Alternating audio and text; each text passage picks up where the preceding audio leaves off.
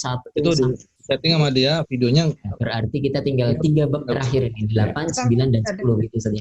Ini udah halaman 167. kalau di buku halaman 167. Assalamualaikum Ustaz.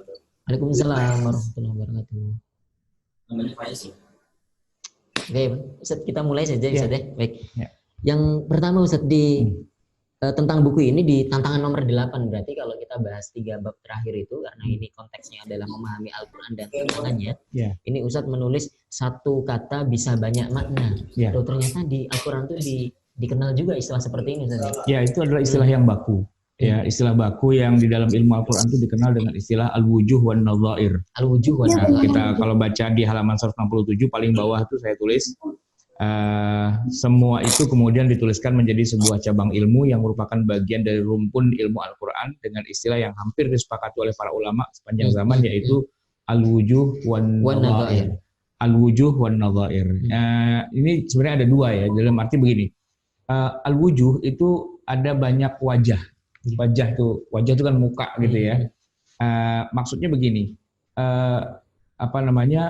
satu kata bisa banyak makna dan sebaliknya satu makna bisa diuraikan dengan banyak kata. Nah, itu jadi kebalikannya gitu ya. Ini yang membuat Al-Qur'an kita ini menjadi unik karena sering menggunakan kata atau istilah tertentu dengan makna yang berbeda-beda. Satu kata digunakan atau muncul berkali-kali di dalam banyak surat, di dalam banyak ayat. Ya, kata ini muncul di surat apa, ayat berapa, surat apa, ayat berapa, surat berapa, ayat berapa, kata yang sama muncul berkali-kali. Ya, tapi masing-masing itu di masing-masing ayatnya justru punya makna yang berbeda. Bisa jadi berbeda, tidak di dalam banyak tempat itu padahal tidak katanya, satu makna. Padahal katanya itu juga. Di satu posisi, di satu letak dia bermakna A. Di ayat yang lain kata yang sama tiba-tiba jadi berubah maknanya menjadi B, menjadi C, D, E dan seterusnya. Dan semua itu tergantung dari konteks ayat itu. Sebentar Ustaz, sebelum jauh Ustaz. Pertanyaan saya begini Ustaz. Ini satu kata tapi punya banyak makna dan digunakan di banyak tempat. Ini apakah menunjukkan bahasa Arab itu kurang kosakata begitu, atau justru sebaliknya ini menunjukkan tingginya sastra dari bahasa Al-Qur'an itu? Iya, jadi ya memang sebenarnya bukan kekurangan kosakata, justru itu malah kelebihannya,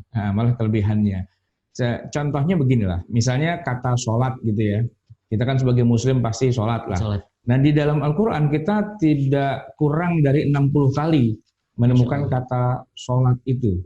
Tapi kalau kita telusuri satu persatu gitu ya, ternyata belum tentu semua punya makna yang sama sebagaimana yang kita kenal sholat, yaitu ibadah yang diawali dengan takbir, diakhiri dengan salam gitu ya, yang ada ruku, sujudnya itu belum tentu.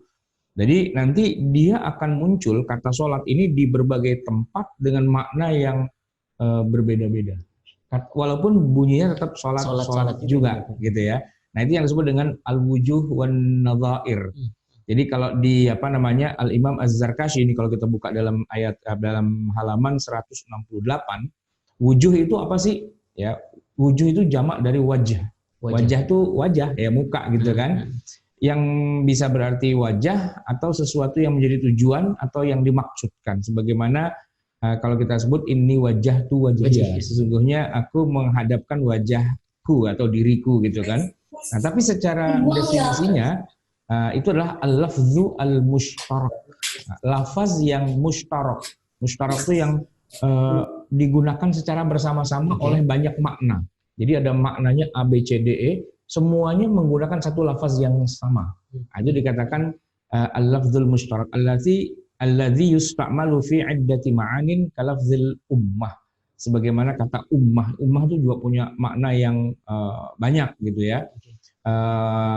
Nadhair itu adalah kebalikannya. Nadhair kebalikan dari wujuh. Iya. Nadhair itu adalah bentuk jamak dari kata nadhirah gitu kan. Yang mana Ibnu Mandzur itu mengatakan al-mis asyibh fil ashkali wal akhlaqi wal af'ali wal aqwal. Jadi kesamaan dan keserupaan dalam bentuk perilaku dan perbuatan. Ini secara bahasa maknanya begitu. Nah, tapi kalau Az-Zarkashi mengatakan An-nadhair itu adalah kal alfaz al-mutawati'ah, lafaz-lafaz yang saling serupa. Jadi lafaznya itu serupa. Mirip tapi maknanya sama atau beda Ustaz? Ya, kalau yang wujuh itu kan satu kata banyak makna. Nah, kalau yang ini kebalikannya, satu makna banyak kata.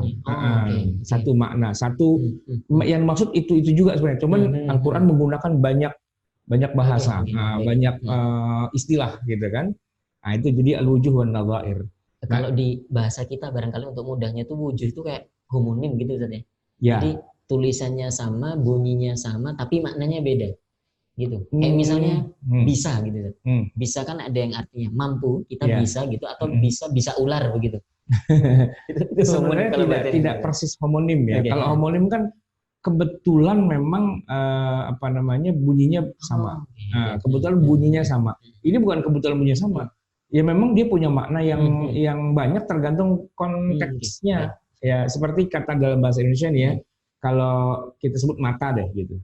Mata itu kalau aslinya ya mata kita, tapi nanti ada mata hati gitu kan, ada mata kaki, ada mata dan sebagainya gitulah ya.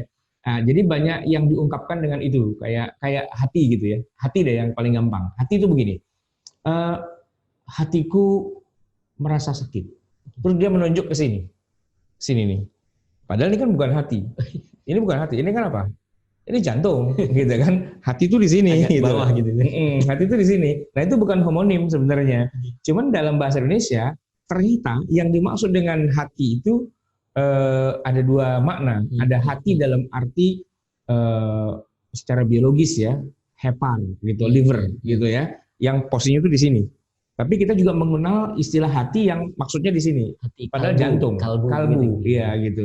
Nah itu kan penggunaan satu kata dengan dua makna yang berbeda, tidak sekedar sama bunyinya, bukan homonim gitu sebenarnya. Tapi ya apa namanya istilahnya itu? Ya saya nggak ketemu istilah dalam bahasa Indonesia, tapi al-wujuh wan nadhair. Satu kata punya banyak penggunaan, punya banyak makna gitu ya. Nah inilah yang tantangan nomor 8, yaitu orang tidak bisa dengan mudah memahami Al-Quran karena rupa-rupanya Al-Quran itu mengandung al-wujuh wan nadhair. Tidak bisa kemudian, ini tantangannya ya buat saya punya banyak teman yang besar sekali kecintaannya pada Quran, mengajarkan Al-Quran ya kata per kata, mengajarkan Quran kata per kata. Jadi bikin pelatihan, bikin kursus, bikin pesantren bahkan dan sebagainya, yang intinya tuh ingin mengajarkan muridnya atau pesertanya itu biar paham Al-Quran. Caranya apa? Caranya dengan mengajarkan ilmu bahasa, yaitu dengan mengajarkan nahwu, shorof, kemudian cara mencari makna itu dalam kamus dan sebagainya gitu kan.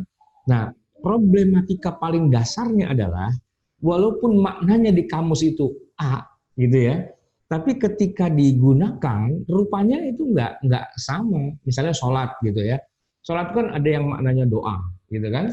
Ada yang maknanya washolli alaihim. Itu ketika Nabi SAW itu disebutkan ada perintah untuk memungut zakat gitu ya.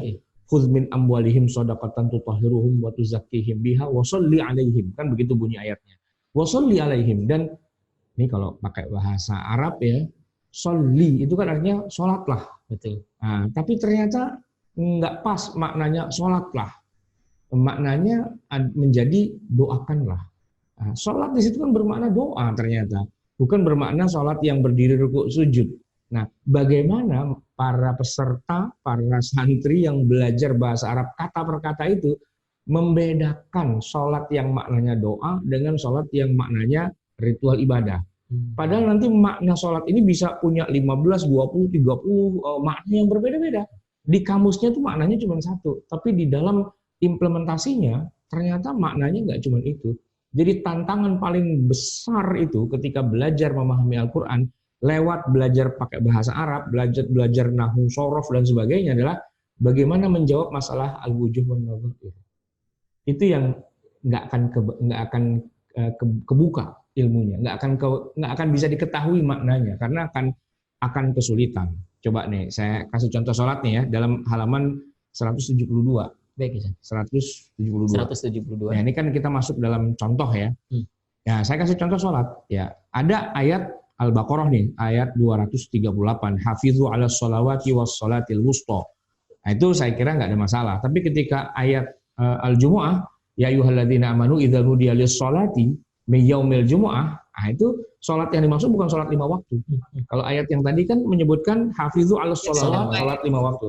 Tapi begitu ayatnya beda lagi, idza nudiya lis-sholati min yaumil jumu'ah, kalau dipanggil kamu untuk sholat di hari Jumat, ternyata itu adalah maksudnya adalah sholat Jumat. Nanti wala tusalli ala ahadim minhum mata abada, itu surat At-Taubah ayat 84. Makna sholat di situ ternyata adalah sholat jenazah.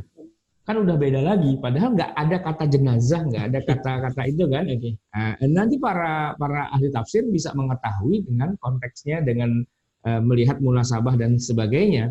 Nah, yang paling membingungkan adalah ketika ayat yang sudah kita hafal, innallaha wa malaikatahu yusholluna 'alan nabi ya ayyuhalladzina amanu shallu 'alaihi wa sallimu taslima. Itu ayat kalau kita bongkar menggunakan kamus itu menyesatkan. Gimana maksudnya? Jadi gini, ini kan bicara sholat ya.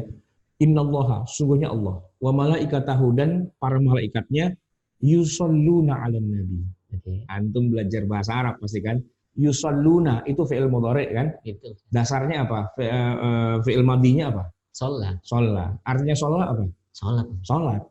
Jadi kalau yusholluna itu fi'il mudhari yang jamak kan? Karena fa'ilnya, pelakunya Allah dan para malaikat. Jadi coba terjemahin secara harfiah.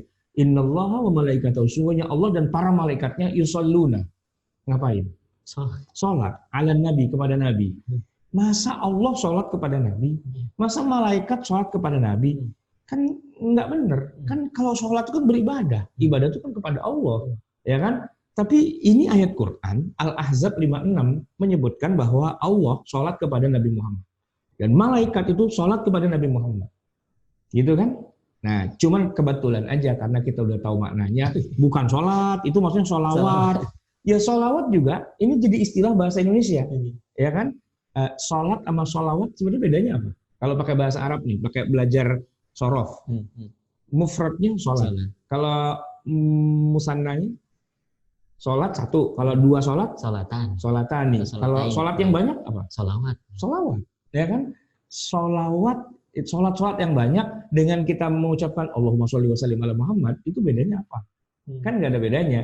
Kebetulan saja di kita ini sudah dijelaskan sejak kecil bahwa kalau kita sebut kata sholawat, maksudnya adalah Allahumma sholli wa sallim ala Muhammad, gitu kan? Padahal sebenarnya kalau secara tata bahasa, sholawat itu artinya adalah sholat yang banyak. Nah, konyolnya lagi nanti kalau kita teruskan ayat ini, ya ayyuhalladzina amanu shollu alaihi. Wahai orang yang beriman, sholatlah kamu kepadanya, kepada Nabi Muhammad.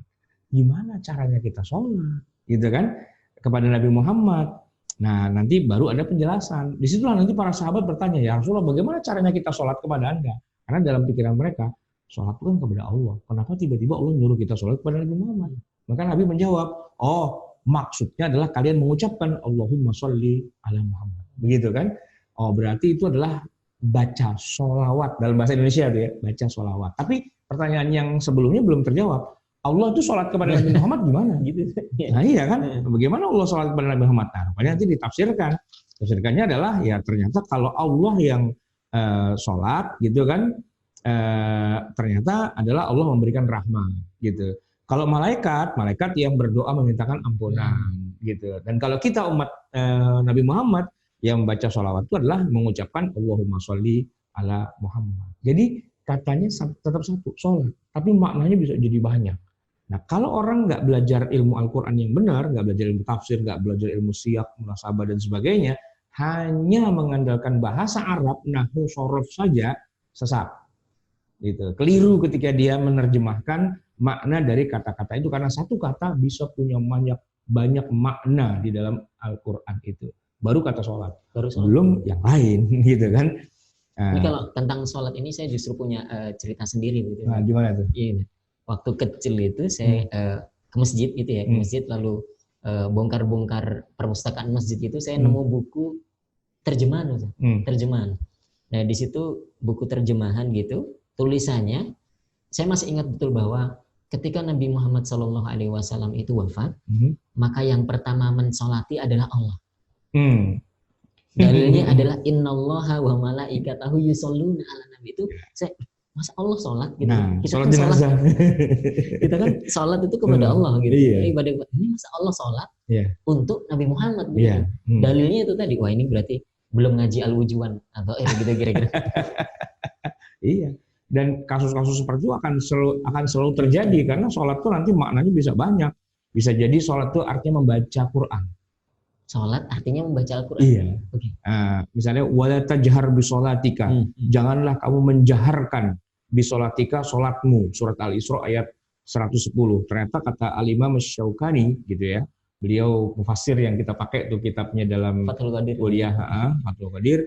Nah, itu maknanya ternyata bukan hanya sholat maksudnya. Janganlah kamu jaharkan sholatmu, tapi janganlah kamu keraskan bacaan Quranmu gitu ya. Atau yang kedua maknanya menjadi doa, kalau doa itu jangan keras-keras gitu. Nah, karena sholat berjahar itu kan ada, memang diperintah kan. Kalau maghrib, isya, subuh kan kita jahar gitu kan. Nah, sementara di Quran ada kata-kata wala tajhar bisolatika. Nggak boleh sholat dengan jahar. Wah, berarti ini dalil bahwa orang yang sholatnya jahar itu haram. Kenapa? Ayatnya mengatakan wala tajhar bisolatika. Janganlah kamu menjaharkan sholatmu. Ternyata maknanya bukan menjaharkan seperti kita lagi sholat maghrib, isya, subuh yang bacaan imamnya keras. Ternyata maknanya adalah sholat di sini Quran, baca Quran jangan keras-keras, gitu kan? Nah itulah tantangan sebenarnya. Jadi balik lagi sebenarnya bahasanya Al-Quran itu kadang-kadang bahasa yang unik yang tidak bisa hanya diterjemahkan dengan kamus, dengan menggunakan istilahnya pendekatan belajar bahasa Arab saja. Tetapi ini adalah sesuatu yang sifatnya dalam dan luas, kita harus mengetahui seluk-beluknya begitu kan, sehingga tidak sekedar asal tahu bahasa Arabnya langsung ngerti juga makna dan tafsirnya gitu. Nah, saya kasih contoh lagi nih surat Al-Hajj, ini halaman 176. Ayatnya berbunyi begini. A'udzubillahi minasyaitonir rajim. Walaula daf'ullahin nasa ba'dahum bi ba'din lahuddimat sawami'u wa bi'u wa salawatu wa masajid yuzkaru fiha hasmullahi katsira. Di situ ada kata solawat. Antum tahu nggak artinya solawat? Kita sebagai orang Indonesia kalau ditanya solawat itu apa? Ya solawat itu ya baca Allahumma sholli wa sallim wa barik ala Muhammad gitu kan. Nah gitu. Ternyata di dalam ayat ini ada kata solawat, tapi maknanya bukan baca solawat Allahumma sholli wa sallim. Coba kalau kita baca terjemahan di versi Kementerian Agama, dan sekiranya Allah tidak menolak keganasan sebagian manusia dengan sebagian yang lain, tentulah telah dirobohkan biara-biara Nasrani, gereja-gereja, rumah ibadah orang Yahudi, dan masjid-masjid. Nah, masajid itu masjid-masjid terjemahannya. Kalau sebelum masjid itu kan sholawat. Apa terjemahannya? Rumah-rumah ibadah orang Yahudi. Sholawat artinya rumah-rumah ibadah orang Sholawat Yahudi. Itu artinya rumah ibadah orang Yahudi. Jadi kalau kita pada sholawatan, kita tuh pada bikin rumah ibadahnya orang Yahudi. Nah, jadi kan istilah Al-Quran tuh nggak gampang gitu, dan nggak sesederhana yang kita pikirkan. Kalau udah bisa bahasa Arab, berarti udah ngerti artinya, makna, dan tafsirnya. Enggak. Kadang-kadang Quran tuh ya nyebut apa gitu, maksudnya kemana gitu. Yang saya sering bilang, men sana, in corpore sano gitu. Ngomongnya ke sana, tapi maksudnya ke sono gitu. Itu kan, wah itu bikin puyeng gitu. Ya. Nggak gampang gitu. Atau ayat yang berikutnya nih, surat apa nih ya? Ya ayyuhalladzina amanu la taqrabus sholata wa antum sukara. Wahai orang yang beriman, janganlah kamu mendekati sholat dan kamu dalam keadaan mabuk. Ini yang uniknya gini. Allah mengatakan jangan mendekati sholat. Coba, kalau jangan sholat itu gampang, paham kita. Jangan sholat. Tapi kalau jangan mendekati sholat. Kalau jangan mendekati zina, ya zina itu kan melakukan hubungan seksual gitu kan. Mendekati itu ya istilahnya ya buka-buka aurat lah apa gitu-gitu kan. Tapi kalau sholat jangan didekati. Maksudnya apa? Orang lagi sholat nggak boleh didekati, atau kita nggak boleh melakukan gerakan yang kira-kira kayak sholat gitu. Atau apa maksudnya?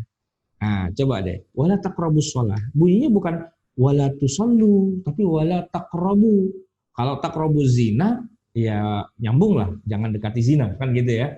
Wala taqrabu malal yatim, jangan dekati harta anak yatim. Tapi kalau wala taqrabus shalah, jangan kau dekati sholat. Maksudnya apa? Ternyata maksudnya jangan mendekati tempat sholat alias masjid gitu. Wa antum sukara, padahal kamu dalam keadaan mabuk. Itu bisa dijelaskan, nanti bisa kita baca dalam tafsir Al-Jami' li Ahkamil Quran karya Imam Qurtubi gitu ya. Ketika masuk pada ayat itu, beliau mengatakan bahwa sholat yang dimaksud di sini adalah makanus sholat atau mawadhi'us sholat, tempatnya orang sholat, yaitu ya masjid. Maksudnya orang lagi mabok nggak boleh ke masjid. Gitu. Berarti wala taqrabu makanas sholat. Gitu penjelasannya. Gitu.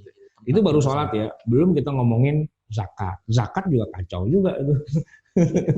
Ini ternyata zakat itu yang kita pahami ya bayar zakat gitu. Iya. Ternyata banyak juga maknanya. Tapi di dalam Al-Quran banyak kata-kata zakat itu yang maknanya bukan zakat gitu. Misalnya gini, qad aflaha man zakkaha. Ya kan? Telah beruntunglah orang yang zakkaha. Zakkaha itu ya zaki itu kan membayar zakat artinya. Tapi ternyata konteks ayat ini maksudnya nggak lagi ngomongin orang bayar zakat. Qad aflaha man zakkaha, telah beruntunglah orang yang mensucikannya. Itu surat Syams gitu kan. Atau juga fala tuzakku anfusakum. Janganlah kamu berzakat untuk dirimu bagaimana? Itu zakku ternyata di sini adalah bukan berzakat, tapi memuji dirimu sendiri. Jadi janganlah kamu memberi semacam tazkiyah, bahasa Arab itu tazkiyah, narsis gitu kan. Atau kadang-kadang zakat itu juga bisa bermakna perbaikan. Kalau dalam surat Al-Kahfi itu ya, ayat 81, fa'aradna ayyubdilahuma rabbuhuma khairam minhu zakatan. Dan kami menginginkan, kata Allah ya, ayyubdilahuma, untuk mengganti mereka, bagi mereka, rabbuhuma khairan minhu zakatan, anak yang lebih baik lagi sebagai perbaikan. Zakatan. Jadi kan gini, ceritanya Nabi Khidir itu kan ngebunuh anak kecil. Lalu diprotes sama Nabi Musa, anak kecil kenapa dibunuh gitu kan? Rupanya Nabi Khidir kan diperintah sama Allah. Itu hikmah dibalik Nabi Khidir membunuh anak kecil itu kenapa? Karena nih anaknya mau diganti dengan anak yang baru, ya, yang lebih baik sebagai perbaikan, gitu kan? Khairan minhu zakatan. Nah, kata zakat di situ maknanya adalah perbaikan. Jadi kalau kita sekedar bisa bahasa Arab lalu menerjemahkan Quran sesat, gitu, keliru, gitulah. Ternyata bukan itu maksudnya kan, nah, gitu. Ternyata gitu, ini barangkali jadi ya benar sih, jadi tantangan gitu, bahwa kita kalau sudah bisa bahasa Arab gitu ya, itu belum mesti kita paham Al-Quran. Justru tantangannya itu, meskipun itu stasiun pertama gitu ya, stasiun pertama untuk selanjutnya memahami gitu, apalagi orang yang tidak paham sama sekali bahasa Arab gitu kan maksudnya. Jadi kalau sudah bisa bahasa Arab itu tidak otomatis paham Al-Quran, apalagi yang belum gitu. Betul. Jadi kan begini, misalnya gini, ada orang bercita-cita kalau masih kecil dulu kan kita sering tahu, kalau gede nanti mau jadi apa? Biasanya jadi dokter, jadi pilot gitu kan. Nah, saya memang begini, kalau orang mau jadi pilot, dia harus bisa bahasa Inggris. Harus bisa bahasa Inggris karena ilmu perpilotan, ilmu penerbangan dan sebagainya itu rata-rata manual booknya atau ini bahasa Inggris pastinya kan gitu. Harus bisa bahasa Inggris. Kalau pilot tuh nggak bisa bahasa Inggris itu kan kacau balau gitu kan. Tapi begini, jangan dibalik. Belajar bahasa Inggris lah agar bisa jadi pilot. Itu keliru gitu loh, keliru banget gitu. Ya enggak, ya belajar bahasa Inggris bukan buat jadi pilot gitu loh. Makanya kelirunya tuh di sini. Saya dulu sering begini. Saya dulu pernah bikin pusat kursus bahasa Arab. Ya karena saya kuliah di Libya, terus 2 tahun di Idat Lugawi, 1 tahun di Takmili. Begitu saya masuk syariah, saya masuk sudah pintar bahasa Arab kan. Lalu saya buka kursus, banyak muridnya. Kepada murid-murid itu kalau saya ngasih motivasi adalah limadza tata'allamul Qur'an. Untuk apa kamu limadza tata'allam al-lughatal arabiyyah? Untuk apa kamu belajar bahasa Arab?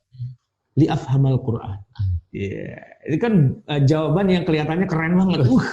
Untuk memahami Al-Qur'an gitu kan. Tapi begitu saya belajar ilmu tafsir, salah banget itu. Belajar bahasa Arab bukan buat memahami Quran. Maksudnya apa? Ya nggak ada hubungannya.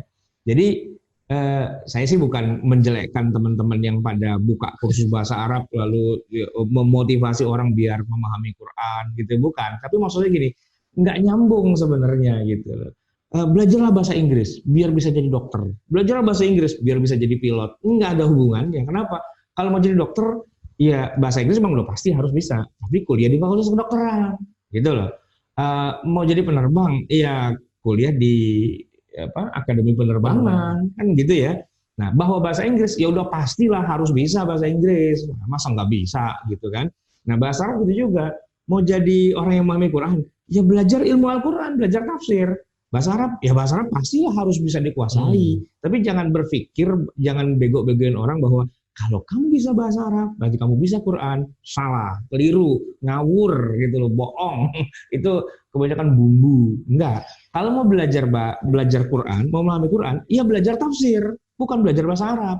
Bahasa Arabnya semua juga harus bisa. Maksudnya semua ilmu, cabang-cabang ilmu keislaman ya memang harus pakai bahasa Arab. Kenapa? Karena kan gini ya, literatur ilmu-ilmu keislaman kan semuanya dalam bahasa Arab. Coba antum buka Maktabah Syamilah.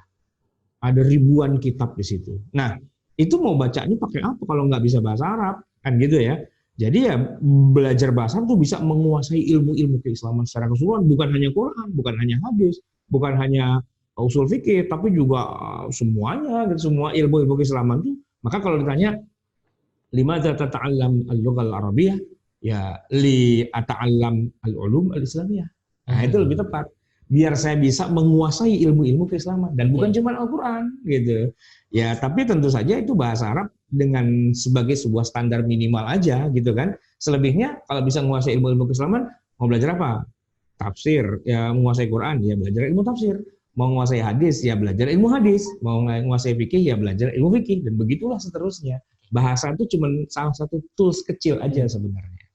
Stasiun pertama gitu. Stasiun pertama. Gitu. Ya karena nanti lucu juga kan, ngaku-ngaku sebagai ustadz tapi malah nggak bisa bahasa Arab. Kan lucu, diketawain orang sejagat itu, sekampung gitu kan. Karena apa? Karena panitia yang undang bisa bahasa Arab. Begitu ustadznya datang ditanya kaifa haluka ya ustadz? Alhamdulillah ana bi khair. Tanya lagi, bi sayyara wala bil jawal ustadz? Afwan, ana ada acara banyak. Jadi dia kabur dari nggak bisa bahasa Arab gitu, malu-maluin aja. Ngaku ustadz nggak bisa bahasa Arab. Bahasa Arab tuh standar minimalis lah gitu. Orang mau kuliah ke luar negeri, ya minimal punya TOEFL, pastinya kan begitu. Orang mau kuliah ke Mesir, ya bisa ngomong Arab lah paling enggak. Jadi bahasa Arab tuh bukan apa ya, bukan buat menguasai Quran gitu enggak ya, buat standar Muslim, standar ustadz, nah gitu. Limadza tata'allam al-lughah al-arabiyyah? Li akuna ustazah wa muhadiran, kan gitu. Biar saya jadi ustadz, pantas-pantas jadi ustadz ya bisa bahasa Arab. Ustadz kok nggak bisa bahasa Arab, berhenti aja, nggak usah jadi ustadz, malu-maluin aja. Dari mana dia belajar literatur ilmu-ilmu keislaman? Mungkin jadi motivator, ya, tapi jangan ngaku jadi ustadz. Ya saya motivator yang kayak ustadz dikit lah, gitu mungkin iya gitu kan. Tapi kalau ngaku ustadz kok nggak bisa bahasa Arab, malu-maluin, mendingan nggak usah jadi ustadz. Oke, kita beralih ke tema berikutnya. Tadi itu contoh wujuh itu banyak sekali, misalnya sholat atau zakat itu. Satu kata sholat ataupun zakat, tapi maknanya bisa banyak. Kita pindah ke contoh yang nadhoir, Ustaz. Nah, halaman berapa itu? Banyak kata. Ini kalau di buku 179. 179 ya. Banyak kata yang berbeda, tapi maknanya ya itu juga, gitu kira-kira. Iya. Jadi banyak lafaz mana ini yang 179 ya? Jadi gini, kebalikannya tadi. Contohnya zakat ya. Di dalam Al-Quran kata zakat bisa maknanya zakat dan bisa maknanya yang lain-lain selain zakat. Tapi nanti untuk maksudnya zakat itu juga digunakan banyak kata yang berbeda yang ternyata maksudnya adalah zakat itu sendiri, gitu ya. Nah, itu kalau kita saya lebih suka dengan ayat yang yang halaman 180. Surat At-Taubah ayat 60. Nah, gitu. Itu ayat yang sangat terkenal tentang zakat, tentang 8 asnaf. Kan kita tahu ya bahwa zakat itu nggak boleh dibagikan kecuali kepada 8 asnaf itu saja. Khusus hanya 8 itu. Kalau zakat. Kalau di luar zakat, infak, sodako, dan sebagainya kan bebas. Tapi kalau zakat itu hanya 8 asnaf. Tapi, surat At-Taubah ayat 60 yang menyebutkan tentang 8 asnaf itu malah dimulai dengan innamas sodakot. Sesungguhnya sedekah-sedekah itu. Nah, sodakot itu jamak dari sodakoh. Ya kan? Innamas sadaqatu lil fuqara'i wal masakin wal 'amilina 'alaiha wal mu'allafati qulubuhum wa fir riqabi wal gharimin wa fi sabilillah wa ibnis sabil fardhatan minallah wallahu 'alimun hakim. Jadi yang 8 asnaf itu saya tanya, itu untuk zakat apa untuk sedekah? Ya, untuk zakat. Tapi bunyi ayatnya bukan zakat, malah sedekah. Nah, ini kan membingungkan, ya kan? Membingungkan. Nah, katanya harus kembali pada Quran. Qurannya nggak bilang zakat loh, Mas. Qurannya bilang sodako. Kenapa tiba-tiba jadi zakat? Nah itu membuat orang jadi melintir-melintir itu perutnya itu gara-gara baca Quran katanya wah kembali ke Quran, ternyata Qurannya nggak sesuai dengan apa yang dia pahami selama ini. Nah yang salah pemahaman ente apa Qurannya yang salah? Nah, itu kan harus dibenerin gitu kan. Kadang-kadang Quran menyebutkan kata infak, padahal maksudnya sedekah. Ya ayyuhalladzina amanu anfiqu min thayyibati ma kasabtum wa mimma akhrajna lakum minal ard gitu kan. Atau juga walladzina yaknizuna dzahaba wal fiddah wa la yunfiqunha fi sabilillah. Mereka yang menimbun emas dan perak dan tidak menginfakkannya di jalan Allah. Nah, itu kan keluarkan zakat emas, zakat perak. Itu kan zakat gitu kan sebenarnya kan. Tapi Allah nggak menyebut zakat di dalam surat At-Taubah 34. Malah Allah menyebutkannya apa? Wa la yunfiqunaha fi sabilillah, dan tidak menginfakkannya di jalan Allah. Lah berarti ini yang kena kewajiban emas dan perak itu kewajiban zakat apa kewajiban infak sih sebenarnya? Nah, itu jadi kacau itu urusannya. Maka kembali lagi sebenarnya ada wujuh, ada nadzair dalam hal ini ya. Kata zakat maknanya kadang-kadang punya makna yang lain di luar zakat, dan kata-kata yang lain yang bukan zakat kadang-kadang malah jatuhnya maknanya malah kembali kepada zakat. Dari mana kita tahu? Ya tafsir lah, kita pelajari itu ilmu tafsirnya gitu. Jadi wujuh wan nadhair jadi satu tantangan besar kita dalam memahami Al-Qur'an. Dan ini apa namanya? Bab al-wujuh wan nadhair ini jadi bab yang wajib kalau kita belajar kitab-kitab ulumul Quran gitu. Iya. Enggak mungkin enggak ada, ini pasti ada dibahas gitu. Iya. Dan salah satu kerancuan orang dalam memahami Al-Qur'an itu ya karena tidak mengerti ilmu al-wujuh wan nadhair. Jadi dia menafsir-nafsirkan sendiri berdasarkan kalau bahasa kerennya tuh hermeneutika gitu kan. Jadi sesuai dengan ininya dia aja, imajinasinya aja gitu kan. Padahal nggak bisa begitu. Quran tuh harus ditafsirkan sesuai dengan petunjuk yang sudah Allah tentukan lewat Rasulullah, lewat para sahabat, lewat para tabi'in, bil ma'tsur, dengan ada asar yang kita dapat gitu ya, bukan cuma asal ngarang aja gitu. Oke. Itu kita cukupkan lah di tantangan 8 itu tentang al-wujuh wan nadhair. Kita jadi tahu lagi nih, jadi dapat ilmu al-wujuh wan nadhair gitu. Kita lanjutkan di tantangan ke-9 atau bab kedua yang kita bahas pada KMK malam hari ini. Kontradiksi antar ayat. Tantangan memahami Al-Qur'an itu adalah kontradiksi antar ayat. Sebentar Ustaz. Ini kan kalau kita baca Al-Qur'an itu kan justru ada ayat yang secara eksplisit bahwa di dalam Al-Qur'an itu nggak ada kontradiksi gitu. Nah, Allah Subhanahu wa taala misalnya berfirman di surat An-Nisa 82 itu, afala yatadabbarunal Qur'an. Tidakkah mereka itu mentadabburi Al-Qur'an? Walau kana min indi ghairillahi lawajadu fihi ikhtilafan katsira. Kalau sekiranya Al-Qur'an itu bukan datang dari Allah, bukan berasal dari Allah, maka akan mereka temui banyak sekali kontradiksi di dalam Al-Qur'an itu menunjukkan bahwa emang nggak ada kontradiksi gitu. Ini tapi judulnya Ustaz tantangan ke-9 kontradiksi antar ayat. Ini bagaimana? Ya, jadi memang kalau secara hakikatnya sih, pada hakikatnya tidak mungkin satu ayat dengan ayat yang lain itu kontradiksi. Hakikatnya. Tapi fenomenanya yang nampak, yang terlihat secara mata telanjang gitu, itu kita temukan banyak. Di dalam Al-Quran hal-hal yang satu dengan yang lain saling bertentangan. Itu mengingatkan saya pada pembahasan kita sebelumnya tentang nasakh dan mansukh. Iya kan? Itu kan bertentangan, ya kan? Manansakh min ayatin aw nunsiha na'ti bi khairin minha aw mithliha. Tidaklah kami menasakh suatu ayat gitu kan, min ayatin aw nunsiha na'ti bi khairin minha, kami akan datangkan dengan yang lebih baik dari itu atau yang semisal. Nah, tidaklah dikatakan nasakh kalau dua ayat itu sama begitu-gitu juga. Pasti dia datang dengan sesuatu yang berbeda dari yang sudah diturunkan pertama. Berarti kan perbedaan itu pasti ada. Hanya saja itu kan yang sifatnya nampak di mata, gitu kan. Pada hakikatnya itu tidak bertentangan. Kenapa? Karena sumbernya dari Allah juga kan. Nah, terus penjelasannya gimana?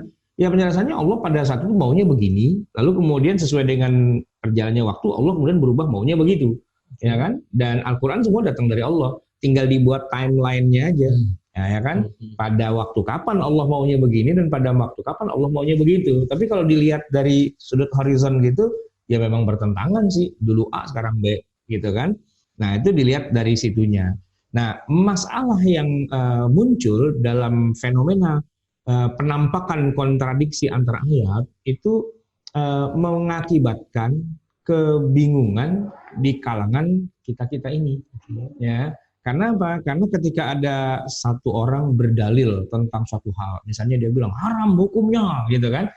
Nah, dia pakai satu ayat. Ternyata nanti ada ayat yang lain mengatakan malah boleh, gitu. Nah, itu kan yang dikacaunya di situ kan. Saya kasih contoh nih, halaman 204 ya. Berlaku adil sebagai syarat poligami. Oke. Nah, gini. Jadi kan dalam Al-Quran memang ada ayat bunyinya laki-laki itu boleh berpoligami. 2, 3, dan 4 gitu kan. 2, 3, dan 4. Masna wa sulasa wa ruba. Itu kan memang ayat Quran, surat apa itu? Surat An-Nisa ya, ayat 3 gitu. Nah, bolehnya menikah dengan 2, 3, atau 4 istri itu kan ada syaratnya. Ya, ketika ayatnya menyebutkan masna wa sulasa wa ruba, itu diteruskan langsung fa in khiftum. Tapi kalau kamu takut alla ta'dilu, tidak bisa berlaku adil, maka fawahidatan. Bolehnya cuma punya istri satu doang. Cuman biasanya ayat yang sambungannya ini biasanya jarang-jarang dibaca tuh. Yang dibaca cuma masna wa sulasa wa ruba sampai di situ. Ya, seolah-olah setelah itu ayatnya dihapus gitu, padahal enggak. Ada tulisannya fa in khiftum alla ta'dilu. Kalau kamu takut tidak bisa berlaku adil, fawahidatan, bolehnya cuma satu. Berarti syarat poligami itu menurut ayat An-Nisa ayat ketiga ini adalah adil. Ya kan? Syaratnya harus adil. Kalau dia adil, maka boleh untuk melakukan poligami. Kalau adil. Tapi kalau nggak adil, nggak boleh poligami. Maka itu menjadi syarat, gitu kan? Nah, ternyata nanti ada ayat surat An-Nisa juga ayat 129 itu menyebutkan bahwa seorang suami itu tidak akan pernah bisa berlaku adil kepada istrinya walaupun dia sudah berupaya semaksimal mungkin. Walan tastati'u an ta'dilu bainan nisa'i walau harastum. Kamu tidak akan pernah bisa berlaku adil di antara istri-istrimu itu walau harastum, walaupun kamu sudah berupaya semaksimal mungkin. Jadi dua ayat itu kontradiktif. Ya, ayat yang ketiga surat An-Nisa tadi mengatakan boleh poligami asal adil. Itu yang surat yang pertama ya. Asal adil. Ya, kalau ditanya kepada bapak-bapak bisa adil nggak? Pasti semua jawab bilang bisa, gitu kan?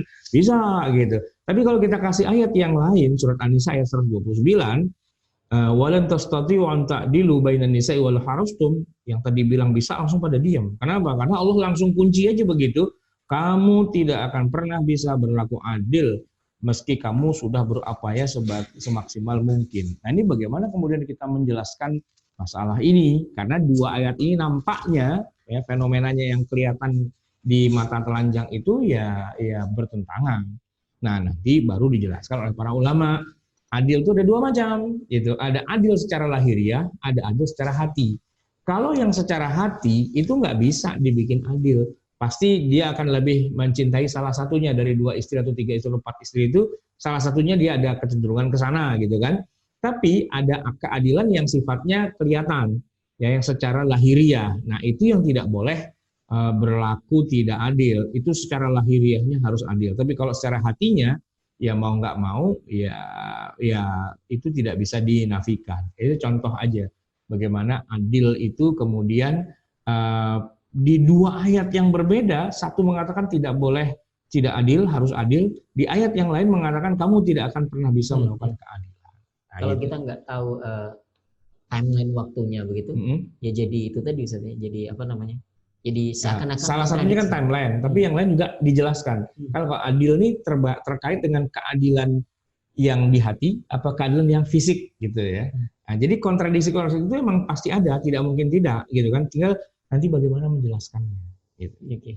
Itu contoh pertama Ustaz tentang hati. Yeah. Ada lagi kira-kira Ustaz? Wasiat. Di buku ini ya wasiat halaman 205, Bapak Ibu bisa buka di halaman 205 ini tentang wasiat. Ya. Jadi kalau kita baca surat Al-Baqarah 180 itu ada ungkapan wajib untuk bikin wasiat kalau ada orang itu sudah merasakan dirinya akan meninggal dunia gitu kan. Kutiba alaikum idza hadara ahadakumul mautu in taraka khairan al-wasiyah. Ya sudah diwajibkan atas kalian apabila seorang di antara kalian itu kedatangan tanda-tanda kematian, jika dia punya khairan, punya harta, al-wasiyah, untuk bikin wasiat. Jadi kalau melihat ayat ini, orang mau meninggal, dia punya harta, kok nggak bikin wasiat, berarti dia dosa. Oke. Ya kan? Karena pakai kata-kata kutiba alaikum, sama Wajib. dengan kutiba alaikumus syiyam, kutiba alaikumul qisas, kutiba alaikumul qital, kutiba alaikum al-wasiyah, wajib untuk bikin wasiat. Kan begitu ya. Tapi ternyata nanti kalau kita baca surat An-Nisa ayat 11, Allah mengambil alih wasiat itu. Yusikumullahu fi auladikum lidzakari mithlu hadzil unthayain. Ya, Allah berwasiat dalam pembagian waris anak-anakmu bahwa bagian anak laki-laki itu 2 kali lipat dari anak perempuan. Jadi nggak usah bikin wasiat lagi. Maka 2 ayat ini bertentangan. Satu mengatakan wajib bikin wasiat, satu lagi mengatakan tidak usah bikin wasiat. Kenapa? Karena wasiatnya itu Allah yang bikin. 2:1. Nah, gitu kan. Terus kita mau pakai ayat yang mana dari keduanya ini, gitu kan? Ya jawabannya yang pertama tadi itu mansuh, gitu. Setidak-tidaknya ditakhsis, ya. Wasiat hanya berlaku kepada selain ahli waris. La wasiyata li warithin. Nah, tidak boleh ada wasiat kecuali kepada ahli waris sendiri, gitu. Insyaallah. Ini kalau kita semakin pelajari ilmu Al-Quran ini kayak jauh gitu kita Ustaz dari para mufasir gitu. Ya karena kita selama ini berpikir udah ada terjemahan ini, baca aja terjemahannya paham deh gitu. Ternyata enggak juga.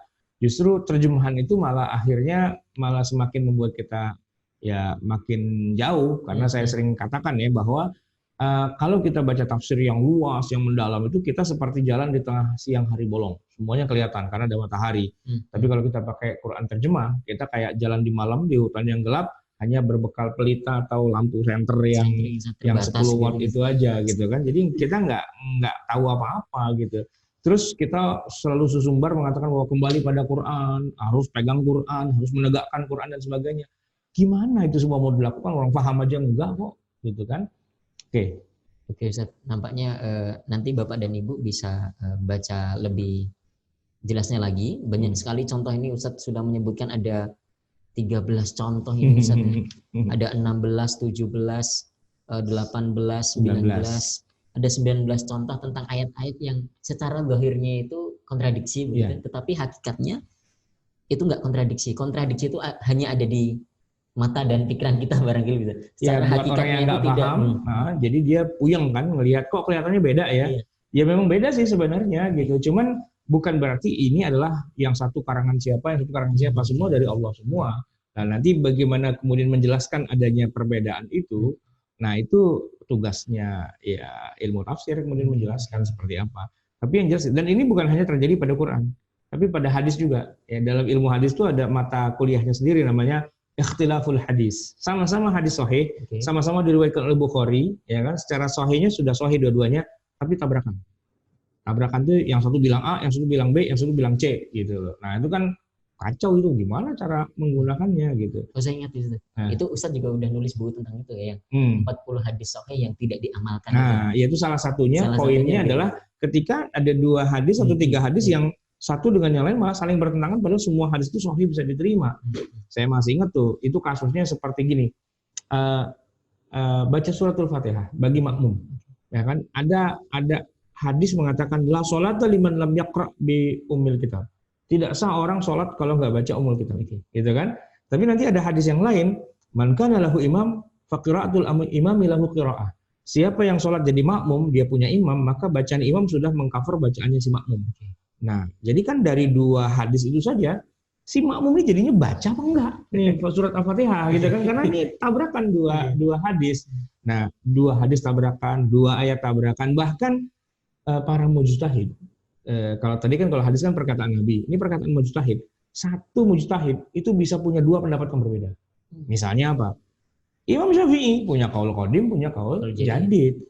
Muridnya Imam Ahmad, Imam Ahmad kalau meriwayatkan hadis ada 4 riwayat dari Imam Ahmad, 4-4-nya bertabrakan semua.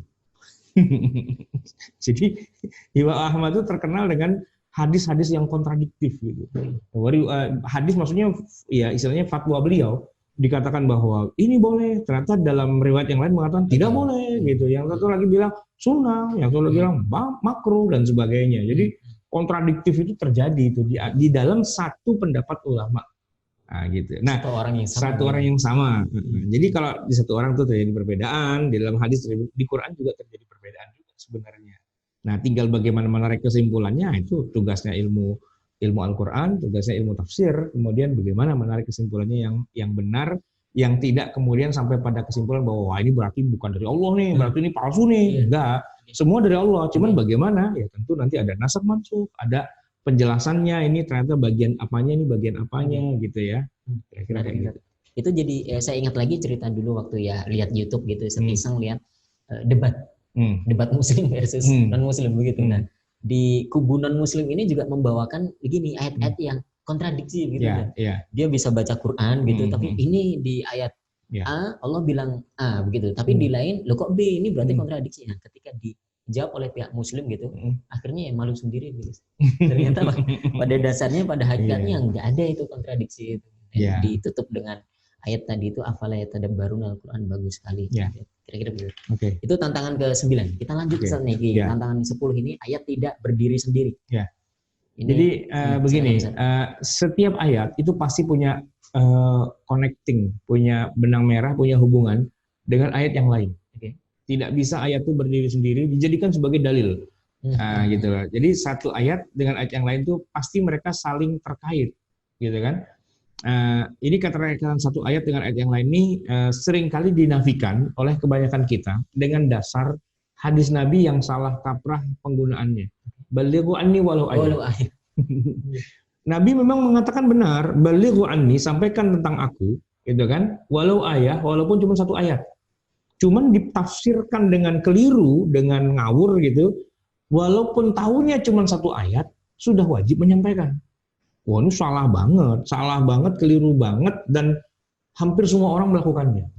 Gitu. Ya memang latar belakangnya sih bagus untuk menghidupkan semangat dakwah dan sebagainya, gitu bagus. Tapi keliru besar ketika orang baru ngertinya satu ayat, kemudian dia udah dakwah, udah jadi ustadz, udah jadi penceramah, jadi narasumber dan sebagainya, ya kan, berdalil pada satu ayat yang dia tahunya cuma ayat itu doang, padahal ada banyak lagi ayat-ayat yang lain yang sebenarnya itu sangat erat kaitannya, gitu ya. Nah, oleh karena itulah maka kalau saya bikin di sini, Imam Asy-Syatibi dalam kitabnya Al-Muwafaqat menegaskan tentang pentingnya melihat keseluruhan ayat. Masya Allah. Ya, istilahnya an-nadhrah asy-syumuli. Ya, an-nadhrah asy-syumuliyah. Jadi bagaimana seorang mufassir, ya termasuk kita juga, itu nggak boleh kemudian menafsirkan satu ayat sebelum dia baca dulu ayat yang lain, dan ayat yang lain. Jadi saya gambarannya begini, barangkali kita kalau baca satu Quran dengan 6.236 ayat itu, jadi kita tahu petanya gitu kan. Kita tahu skema besarnya. Ini ngomong sholat itu di sini. Maka ketika kita ngomongin sholat itu nggak boleh pakai ayat yang ini saja gitu. Harus terkait dengan yang lainnya. Ya, karena kayak dalam ilmu biologi kita kan nggak boleh cabut gigi sembarangan karena ada syaraf ke mata, ada syaraf kemana, Jadi harus ngerti anatominya gitu. Nggak boleh sembarangan kan. Orang yang suka yang pijit refleksi ya istilahnya, yang telapak kakinya itu dipijit. Oh ini bagiannya ke hati, ini bagiannya ke jantung, ini ke lambung, kemana itu ada pencet-pencetannya gitu kan.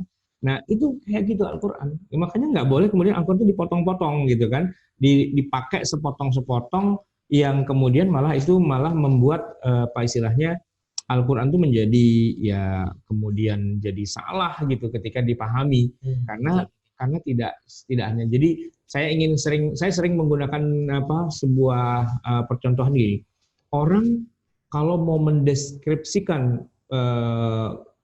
bentuk atau rupa dari hewan, itu dia harus melihat secara keseluruhan tubuhnya. Misalnya gajah gitu kan. Gajah itu ya hanya bisa dideskripsikan kalau orang tuh bisa melihat gajah secara utuh. Kalau orang nggak bisa lihat, dia hanya bisa pegang bagian tertentu, maka deskripsinya dia itu menjadi sangat sangat lemah. Orang buta pengen tahu gajah kayak gimana, seumur-umur belum pernah lihat gajah. Dia masuk ke kandang gajah, yang dia pegang cuma bagian tertentu, cuma gadingnya saja. Gadingnya keras, melengkung, lancip. Terus dia bilang, gajah itu harus keras, harus melengkung, harus lancip. Kalau nggak kayak gitu, bukan gajah. Ya dia sih nggak salah, cuman dia melihatnya cuma sepotong itu doang, ya kan? Yang lain cuma pegang belalainya, yang lain pegang kakinya, yang lain pegang perutnya, kupingnya, apa segala macam gitulah. Nah masing-masing punya deskripsi sendiri-sendiri akhirnya gitu kan. Nah, itu yang tidak boleh. Oleh karena itu kita harus melihat Al-Quran itu secara keseluruhan. Ayatnya tuh ada satu kaitan yang satu dengan yang lain. Ini ada contoh yang disampaikan oleh apa namanya Ibnu Abbas ya kalau nggak salah. Nah, gini, ada satu ayat di dalam Al-Quran surat Al-Maidah ayat 37. Bunyinya yuriduna ayyakhruju minan nari wa ma hum bikharijina minha wa lahum adzabun muqim. Ya, ayat ini menceritakan tentang ada orang ya ingin keluar dari neraka padahal mereka sekali-kali tidak dapat keluar daripadanya dan mereka memperoleh azab yang kekal. Nah, jadi digunakanlah ayat ini dengan penafsiran yang keliru dan sepotong-sepotong, tidak memperhatikan kaitan ayat itu dengan ayat yang lain. Jadi ada yang mengklaim bahwa Al-Quran telah menetapkan bahwa kalau ada orang sudah masuk neraka, itu tidak akan pernah bisa keluar lagi. Karena memang bunyinya ayatnya begitu, ya kan? Yuriduna, mereka menginginkan ayyakhruju, ingin keluar minan nar, dari neraka. Wa ma hum bikharijina minha, maka mereka tidak bisa keluar dari nerakanya, walahum adzabun muqim, dan bagi mereka itu azab yang kekal. Siapa saja yang masuk neraka tidak akan pernah bisa keluar lagi. Ayatnya ini benar. Tapi ketika orang menyimpulkan begitu bahwa siapa saja yang masuk neraka tidak akan keluar lagi, oleh Ibnu Abbas ditegur, waihak, ya kan? Celaka kamu, nafsir-nafsirin sembarangan aja. Iqra ma fawqaha, baca satu ayat sebelumnya. Kenapa? Hadhil kufar. Ayat ini lagi ngomongin orang kafir. Orang kafir itu mati dalam keadaan kafir, tidak membaca syahadat, bukan Islam dan sebagainya, masuk neraka nggak akan keluar lagi. Ini ayatnya.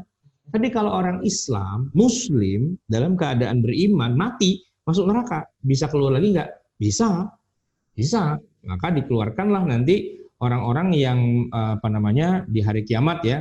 Ada banyak hadisnya itu ya. Inna ummati yud'auna yaumal qiyamati ghurran muhajjalina min atsaril wudu faman istata'a minkum ayyutila ghurratahu falyaf'al, kata Nabi. Sungguhnya umatku akan diseru pada hari kiamat dalam keadaan bercahaya karena bekas wudunya, maka siapa yang mampu melebihkan panjang sinar pada tubuhnya lakukanlah. Ini menunjukkan bahwa orang Islam kalau nanti masuk neraka gara-gara hisapnya dia tekor gitu kan, itu dikeluarkan berdasarkan dari asar wudunya, asar sujudnya gitu kan. Nah, tidak boleh dikatakan orang masuk neraka kemudian tidak akan keluar lagi gara-gara menggunakan ayat yang keliru. Dia menarik menggunakannya sebagai dalil, karena di ayat sebelumnya itu malah disebutkan ini ceritanya adalah tentang orang-orang kafir. Innalladzina kafaru, sungguhnya orang kafir, lau anna lahum ma fil ardi jami'an wa mithlahu ma'ahu liyaftadu bihi min adzabi yaumil qiyamati ma tuqbila minhum walahum adzabun alim yuriduna ayyakhruju minan nar, kan begitu. Jadi ayatnya itu ada kaitannya dengan ayat yang lain yang dalam hal ini adalah ayat sebelumnya. Jadi nggak bisa dipotong-potong begitu, dipenggal-penggal begitu, nggak ada kaitannya dengan yang lain.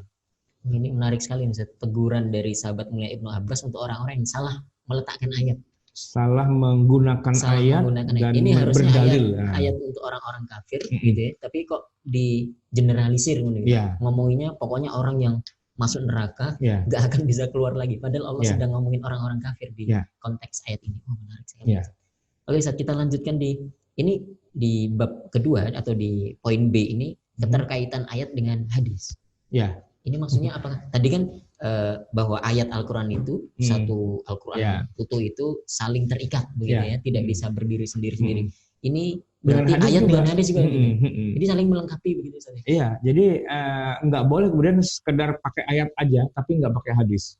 Karena hadis itu pada dasarnya juga wahyu juga kan. Wa ma yantiqu 'anil hawa in huwa illa wahyun yuha. Nabi itu tidak berkata-kata dari hawa nafsunya, tapi yang keluar itu adalah wahyu yang turun kepada Nabi juga. Jadi Quran kemudian nanti dijelaskan dengan hadis, gitu kan? Bukan berarti Qurannya salah, enggak. Justru hadis malah menjelaskan maksudnya Quran ngomong itu tuh begini loh maksudnya, dan tidak seperti yang kamu pahami begitu saja, enggak. Maksudnya begini, ya gitu. Ini contohnya adalah nikah muhalil harus jima, gitu kan? Jadi ada ayat surat Al-Baqarah ayat 230, bunyinya fa in talaqaha fala tahillu lahu min ba'du hatta tankiha zawjan ghairah fa in talaqaha fala junaha 'alaihima ay yataraja'a in dhanna ay yuqima hududallah. Cerita orang mentalak 3 istrinya. Kan di sini ditentukan fala tahillu lahu, tidak halal baginya untuk rujuk lagi kembali kepada istrinya kecuali setelah istrinya apa? Nikah dengan suami yang lain. Ayatnya sih nggak bilang jima, hanya mengatakan hatta tankiha. Nikah itu kalau secara, ini kalau cuma pakai ayat ini aja, berarti kalau suaminya yang sudah mentalak 3 tuh mau balik lagi, syaratnya cuma istrinya suruh nikah aja. Nikah aja. Itu dia sama laki-laki lain terus mengatakan qabiltu nikah, saya terima nikahnya, ya kan? Setelah itu anti tolik, kamu saya cerai. Yang penting sudah akad dulu. Kan sudah akad. Bunyi ayatnya begitu, ya kan? Nah, tapi ternyata hadis Nabi mendetilkan, maksudnya nikah di sini bukan cuma nikah dalam arti akad, tapi nikah di sini dalam arti jima. Karena ada kasusnya di masa Nabi, ya kan? Aturidina an tarji'i ila rifa'ah la hatta tadzuqi usailatahu wa yadzuqa usailataki. Gitu. Ada seorang wanita sahabiyah ditalak 3 oleh suaminya, terus dia pengen balik. Kan harus nikah dulu. Ya enggak, ya udah ya Rasul, saya nikah deh sama laki-laki lain, tapi nanti saya ditalak lalu balik lagi sama Rifa'ah itu. Kata Nabi, nggak bisa. Kamu balik sama Rifa'ah yang sudah mentalak kamu 3 kali, nggak bisa. Kamu harus nikah dulu sama orang lain dan harus terjadi jima sampai di sini. Hatta tazuqi usailatahu. Kamu merasakan madunya dia, manisnya dia, si suami yang baru, dan si suamimu yang baru, yazuqa usailataki. Merasakan manisnya dirimu, gitu kan? Itu makna jima sebenarnya kan. Nah, jadi nanti hadis itu akan menjelaskan dan keterkaitannya sangat erat antara Quran dengan hadis. Nggak boleh orang cuman ngerti Quran doang, tapi nggak ngerti hadis. Kemudian dia narik kesimpulan hukum seenaknya. Berarti orang kalau mau jadi ahli fikih, dia harus ahli Quran dan dia harus ahli hadis. Nah, gitu. Menarik, Ustaz. Ini salah satu fungsi hadis juga kan, Ustaz. Mentafsirkan apa yang ada di Al-Quran begitu. Jadi memang orang kalau jadi seorang ulama, mujtahid itu tidak bisa parsial begitu ilmunya, harus komprehensif semuanya. Dia harus belajar semua ilmu. Masya Allah. Bahasa Arabnya, Al-Qurannya, ulumul Qurannya, tafsirnya, terus hadisnya, ulumul hadis. Dan terakhir fikihnya. Masya Allah, Ustaz. Ini masih ada yang mau dicontohkan atau saya buka sesi tanya jawab untuk buka aja sesi tanya jawab. Oke, insya Allah Bapak Ibu semuanya dirahmati oleh Allah Subhanahu Wa Taala, kita sudah selesai membahas 3 bab terakhir di bukunya Ustaz Ahmad Sarawat, yaitu tantangan ke-8, 9 dan 10, Ustaz ya. Sudah apa tadi namanya al-wujuh wan nadzair, kemudian ayat-ayat yang kontradiktif gitu. Terus kemudian yang terakhir ini adalah ternyata ayat Al-Qur'an itu tidak bisa berdiri sendiri, ada skema besar yang juga harus diperhatikan begitu. Nah, ini saya berikan kesempatan kepada Bapak Ibu semuanya untuk bertanya langsung kepada Ustaz Ahmad Sarawat. Caranya tetap dengan mengangkat tangan gitu ya. Tinggal diklik saja. Tinggal diklik saja itu raise hand itu di pinggir kanan HP Bapak Ibu sekalian. Jadi tidak perlu di kamera itu melambai-lambaikan tangan begitu, tidak perlu karena nanti capek begitu. Jadi saya pilih dulu ini. Ada Pak Munif, silakan. Assalamualaikum Ustaz. Waalaikumsalam warahmatullahi wabarakatuh. Ustaz mau nanya. Iya. Oke. Banyak yang Allah sampaikan kalimatnya itu artinya A, tetapi maksudnya B, C atau dan lain-lain sebagainya, Ustaz. Ya. Lalu kenapa Allah memilih kata itu untuk tujuan yang tidak sama dengan arti yang sebenarnya, Ustaz? Ya. Baik. Pak Munif, jadi begini, sebenarnya kalau yang diajak ngomong sama Allah yaitu Rasulullah Nabi Muhammad, ya itu paham. Cuman kan masalahnya kita ini kan bukan Nabi Muhammad, maksudnya kita hidup di zaman yang berbeda, dengan bahasa yang berbeda, dengan pemahaman yang berbeda dan sebagainya, kita tuh nggak nyambung. Nah, yang nyambung itu adalah Allah dan Nabi Muhammad, gitu ya. Nah, oleh karena itu, maka buat kita jadi susah memahaminya. Padahal sebenarnya kalau buat Nabi Muhammad itu nggak ada masalah, karena bahasanya bahasa beliau. Ya kayak gini deh, orang kampung nih, orang Jawa datang ke Jakarta, ya kan? Dia kebingungan mencari alamat. Kalau bahasa Indonesia dia bisa, cuman orang Betawi itu punya gaya bahasa yang hanya orang Betawi saja yang tahu. Nah, orang Jawa ngomong sama orang Betawi, Dia lagi bingung nyari alamat Pak RT. Nah, terus ada anak-anak lagi pada nongkrong nih di pinggir jalan. Nah, si orang dari Jawa ini datang, bilang, maaf Mas, mau numpang tanya. Ya, ada apa? Kira-kira Masnya ini tahu nggak rumahnya Pak RT di mana ya? Gitu. Itu anak muda yang lagi nongkrong, males kali dia ngejawab bagaimana, dia bilang tahu. Gitu. Wah, alhamdulillah, ternyata ada yang tahu gitu. Ya sudah, di mana tempatnya? Tahu, gitu. Nah, ini orang dari kampung bingung, ngakunya tahu, tapi ternyata nggak tahu, gitu kan? Oh, ternyata orang Jakarta punya bahasa sendiri yang nggak dengan mudah dipahami oleh orang Jawa, gitu loh. Nah, Anda harus tinggal di Jakarta dulu yang lama, ternyata baru paham maksudnya. Itu kalau orang Betawi bilang tahu, itu artinya tidak tahu, gitu loh. Ya kan, masa bodoh gitu istilahnya. Tapi kalau dia bilang tahu, oh berarti tahu. Tapi kalau bilang tahu, oh berarti nggak tahu. Nah, itu hanya yang tinggal di situ yang ngerti itu, ya kan? Nah, sama orang Betawi ke Jogja, ya puyeng juga dia. Karena orang Jawa bilangnya begini, ngono ya ngono, neng aja ngono. Nah, puyeng orang Betawi. Gitu ya gitu, tapi jangan gitu. Maksud lo apa? Gitu kan puyeng dia. Ya hanya yang ngerti bahasanya yang tahu. Nah, begitu. Nah, bahasa Arab adalah bahasa Nabi Muhammad. Allah berbicara sama Nabi Muhammad. Nabi Muhammad paham, gitu kan. Tapi kalau yang lain-lain makin kesini, makin jauh, makin ngelebar, makin kemana, makin bengong dia. Ya kayak kita sama orang Malaysia lah. Malaysia itu kan punya istilah-istilah yang kadang-kadang kita nggak paham. Kita tahu artinya itu, tapi di Indonesia maknanya udah beda lagi dengan di Malaysia. Gara-gara itu kita jadi perang itu dulu. Tetangga kita nih, saya di dekat rumah ini kan ada kedutaan besar Malaysia. Itu dulu pejabatnya, atase agamanya itu datang ke rumah saya, ngundang ceritanya, saya suruh ceramah maulid gitu. Nah, udah ngobrol panjang lebar dan tentuin hari, waktu, tanggal dan sebagainya. Begitu dia pamit, dia bilang, jadi kami menegaskan sekali lagi Pak Ustadz bahwa kami akan menjemput Pak Ustadz. Saya bilang nggak usah dijemput. Kenapa? Deket, ntar sejalan sendiri. Oh bukan, menjemput maksudnya adalah mengundang. Oh gua kira jemput pakai mobil gitu kan. Ternyata maknanya beda. Sama-sama bahasa Melayu, sama-sama orang Melayu. Tapi ternyata di Jakarta menjemput tuh maksudnya kita dijemput naik mobil gitu kan. Ternyata di sana menjemput maksudnya diundang gitu. Ya gara-gara itu mungkin dulu kita perang sama Malaysia itu gara-gara agak nyambung gitu. Jadi kalau pertanyaannya tadi pertanyaan bagus ya. Kenapa Allah ngasih bahasa yang kita malah bingung gitu kan? Ya karena memang bukan bahasa kita, memang bahasa Arab. Bahasa Arab itu maksudnya bukan ya Nabi dan para sahabat bahasanya itu ketika Allah ngomong dengan bahasa itu mereka paham gitu. Tapi ketika yang orang Arabnya udah beda zaman, udah beda tempat, apalagi kita yang bukan Arab dan sebagainya, susah juga tuh untuk memahami apa yang dimaksud dibalik dari kata-kata itu. Disitulah nanti dibutuhkan ilmu tafsir, gitu loh. Dan disitulah tantangannya. Disitulah tantangannya. Syukran Ustaz, jazakallah khair. Wah iya, Pak Munif. Saya ke Pak Hakim Lukman selanjutnya. Silakan Pak Hakim Lukman. Assalamualaikum warahmatullahi wabarakatuh, Ustaz. Waalaikumsalam warahmatullahi wabarakatuh. Ini akhirnya bisa bersilaturahmi lewat Zoom ini. Biasanya di Masjid As-Samil, Sampurna, Ustaz. Iya. Ustaz, izin Ustaz, ini kan kita udah, afwan kalau memang Anda terlambat ngikutin dari topiknya, cuman mungkin ini ada yang terbesit di pikiran aja.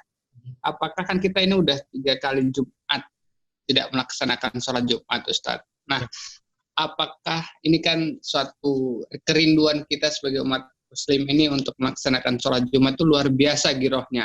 Nah, apakah bisa mungkin dari sisi fikihnya mungkin Ustaz bisa sudut pandangnya terkait apakah bisa kita mendengarkan khutbah Jumat ataupun ini kan seperti ini kajian, tapi mungkin pelaksanaan sholat Jumat yang diikuti serentak melalui Zoom call ataupun itu bisa nggak Ustadz ya?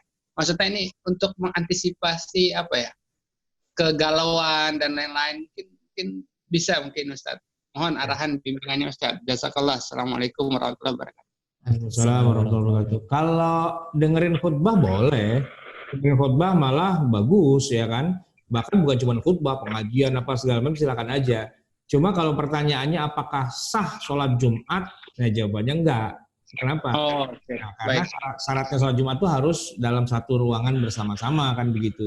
Tapi justru bersama-sama dalam satu ruangan itulah yang jadi penyebaran virus corona. Oleh karena itu nanti Masjidil Haram, Masjid Nabawi, Al Azhar Mesir apa segala macam kompak seluruh dunia. Udah itu udah nggak wajib lagi karena madaratnya lebih besar gitu. Tapi kalau misalnya hari Jumat mau bikin kajian kayak khutbah Jumat gitu misalnya, ya boleh-boleh aja, silakan aja. Maksudnya pakai Zoom, kita mau dengerin ada semacam kayak khutbah gitu. Mungkin di satu daerah yang belum terkena wilayah merah gitu ya, yang masih dimungkinkan semuanya pakai baju anti, baju pengaman dan jaraknya jauh-jauh dan sebagainya. Ternyata jumlahnya ada 40 orang bikin Jumatan gitu dan kita mau dengerin, silakan, bagus. Tapi nggak sah sebagai jamaah Jumat. Tetap sholat zuhur, ya. Oke, baik Ustadz. Jazakallah informasinya Ustadz. Ya. Terima kasih Pak Hakim Lukman. Insya Allah kita kalau tidak ada yang bertanya, saya masih menunggu Pak Hanafi Muhammad ini untuk mengetik di. Kalau tidak ada saya lagi Pak, ini Pak yang bertanya kepada Ustadz ini Insya Allah. Masih terkait Jumatan lagi Ustadz barangkali untuk menunggu pertanyaan. Ya kan kita sudah 3 pekan begitu. Ya. Karantina mandiri Ustadz. Ya. Jangankan untuk sholat Jumat, sholat jamaah saja juga tidak kita lakukan di masjid gitu. Jadi berjamaah dengan orang yang ada di rumah saja. Dan ini sudah 3 pekan. Sudah 3 kali Jumatan kita tidak sholat Jumat. Padahal kan sebagaimana yang sudah banyak didengungkan orang, kalau orang Muslim kok tidak Jumatan 3 kali berturut-turut, maka hukumnya munafik. Gitu. Maka ada yang mengatakan ya sudah kafir begitu, keluar dari agama Islam. Ini kita sudah 3 pekan, bagaimana? Ya, kalau tidak ada uzur syar'inya, lalu kemudian main kabur begitu aja, jelas itu hukumnya dosa, ya kan? Tapi kalau ada uzur syar'inya, misalnya apa? Orang sakit. Orang sakit itu nggak sholat Jumat 10 kali, 20 kali, setahun, nggak masalah. Apalagi anak kecil, kan memang nggak wajib kan? Musafir, kan nggak wajib gitu. Nah memang kalau virus corona ini kalau dilihat dengan konteks sholat Jumat itu nggak ada yang masuk gitu. Sakit enggak, kecil juga enggak, musafir juga enggak. Kita sehat, kita di rumah gitu kan. Maka ada sebagian teman saya bilang, ya belum gugur dong kewajibannya gitu kan. Sebenarnya begini, kalau melihatnya dengan fikih sholat Jumatnya saja secara parsial memang belum masuk. Tapi kita harus melihatnya dengan secara yang lebih global. Apa? Ini kan ada bab namanya madarat gitu ya. Kalau sudah madarat ya, sesuatu yang merusak kita, meracuni kita, mematikan kita dan sebagainya, maka yang namanya darurat itu tubihul mahzurat, ya kan, membolehkan yang haram, ad-dararu yuzal, semua yang bikin darar itu kemudian dihilangkan gitu kan. Maka masuk dalam bab madarat itu adalah ya ancaman kematian. Nah, bahkan di sini ada 2 ancamannya. Pertama, kita mematikan orang karena kita menjadi carrier, pembawa dari virus itu, atau kita ketularan. Nah, itu hadis nabinya jelas itu, la darara wa la dirara. Janganlah kamu menjadi dirar dan jangan jadi darar. Ya, di satu sisi memberi madarat pada orang lain, atau di sisi yang lain kita dapat madarat dari orang lain. Itu dua itu terjadi pada kasus COVID-19 ini. Mungkin secara fisik kita sehat, tapi kita menularkan, ya kan? Atau kita ketularan gitu, karena ini kan nggak kelihatan, dan para ahli kemudian masih belum menemukan serum atau vaksin yang kalau disuntik langsung sembuh, itu belum ada. Maka untuk melawannya cuma satu caranya, jaga jarak, nggak boleh kumpul, itu aja poinnya. Kalau kita bisa jaga jarak, tidak kumpul, maka virusnya ini tidak akan bisa berkembang. Karena dia berkembangnya lewat apa? Menulari orang, lalu menulari lagi, terus begitu. Nah, kalau penularan ini kita potong, gitu kan, dia nggak bisa berkembang lagi kepada siapa-siapa, berhenti di situ aja. Tinggal nanti orangnya ya yang membawa ini kan, kalau dia punya daya tahan tubuh yang tinggi, gitu ya, maka dia nggak akan dihabisi juga, dia malah menang karena dia punya zat antibodi yang melawan. Tapi yang jelas dia tidak memberi kepada yang lain karena kita potong dia begitu 3 bulan. 3 bulan.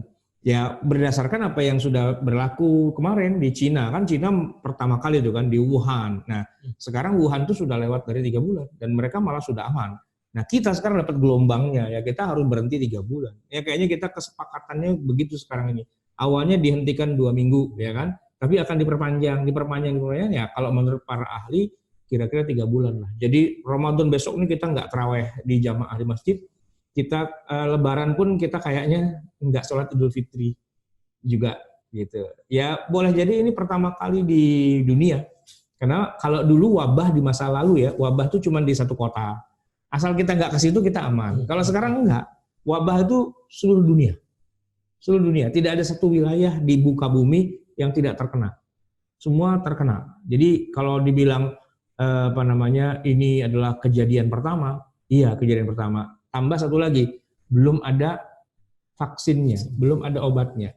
Dulu ada SARS, ada influenza, ada meningitis, ada apa dan sebagainya itu selalu ada. Pandemi itu selalu terjadi dan ditemukan obatnya gitu. Tapi yang ini nih kita belum menemukan obatnya. Kalau para ahli mengatakan paling cepat obatnya itu 2 tahun. Baru 2 tahun lagi bisa kita buat obatnya, gitu kan. Nah, tapi dia bisa berhenti dengan cara kita hentikan penularannya 3 bulan. Jadi kalau kita mulainya kemarin bulan Februari ya Maret, April, Mei, gitu kan. Selepas Mei itu Juni, Juli semoga sudah. Itu paling cepat gitu kira-kira. Jadi ya kita harus siap-siap aja untuk libur melakukan semua itu dalam rangka mematikan penyebaran virusnya. Ini yang harus kita pahami. Jangan kemudian sembrono. Sekarang kita kemana-mana, kalaupun kita terpaksa ke pasar misalnya, karena kan harus makan gitu kan, kemana-kemana pakai masker, jaga jarak, ya kan, pulang mandi pakai sabun apa segala macam, itu yang harus kita lakukan. Wajib itu fardu ain itu hukumnya, bukan fardu kifayah. Artinya jangan cuma sebagian orang aja, tapi seluruh kita semua harus tahu itu semua. Nah, gitu. Berdoa tetap, munajat tetap, ya berwasilah, bertawasul pada Allah tetap harus semua. Tapi ikhtiar itu juga ada. Dan syariat Islam itu membolehkan untuk menghindari madarat itu kita menggugurkan apa-apa yang wajib. Termasuk Masjidil Haram. Masjidil Haram nggak ada Jumatan. Dan Masjidil Haram mungkin juga tidak akan ada sholat tarawih. Akan ditiadakan sholat Idul Fitri. Ya kan? Dan kalau emang masih terus bisa jadi Idul Adha dan haji itu juga ditiadakan tahun ini. Gitu. Jadi ini bukan cuma sekedar ijtihad 1 orang 2 orang, bukan. Tapi seluruh ulama sedunia sepakat, ijma itu. Saya sudah mau berpindah ke penanya berikutnya. Ini ada Pak Susantana. Ini kalau tidak salah bergabung di KMK minggu lalu dan dari Riau gitu. Ya betul. Silakan Pak Susantana, silakan. Terima kasih moderator. Assalamualaikum warahmatullahi wabarakatuh. Assalamualaikum warahmatullahi wabarakatuh. Ya betul sekali, saya dari Riau. Alhamdulillah, terima kasih atas kesempatannya. Jadi pertanyaan saya satu aja Pak Ustadz, mengapa di dalam isi ayat Al-Quran itu kadang ada yang selalu ada yang sama dan berulang. Ya. Itu mohon penjelasannya Pak Ustadz. Terima kasih. Assalamualaikum warahmatullahi wabarakatuh. Waalaikumsalam warahmatullahi wabarakatuh. Mungkin pertanyaannya sedikit saya edit ya, bukan mengapa. Kalau mengapa nanyanya ke Allah, Allah yang tahu gitu ya. Tapi begini, terulang-ulangnya satu lafaz di dalam Al-Quran sehingga dia muncul di berbagai surat, di berbagai ayat yang berbeda, itu memang salah satu ciri khas Al-Quran. Jadi memang dalam hadis Sahih Bukhari, Sahih Muslim disebutkan, setiap kali Jibril menurunkan satu ayat, Nabi minta ditambah lagi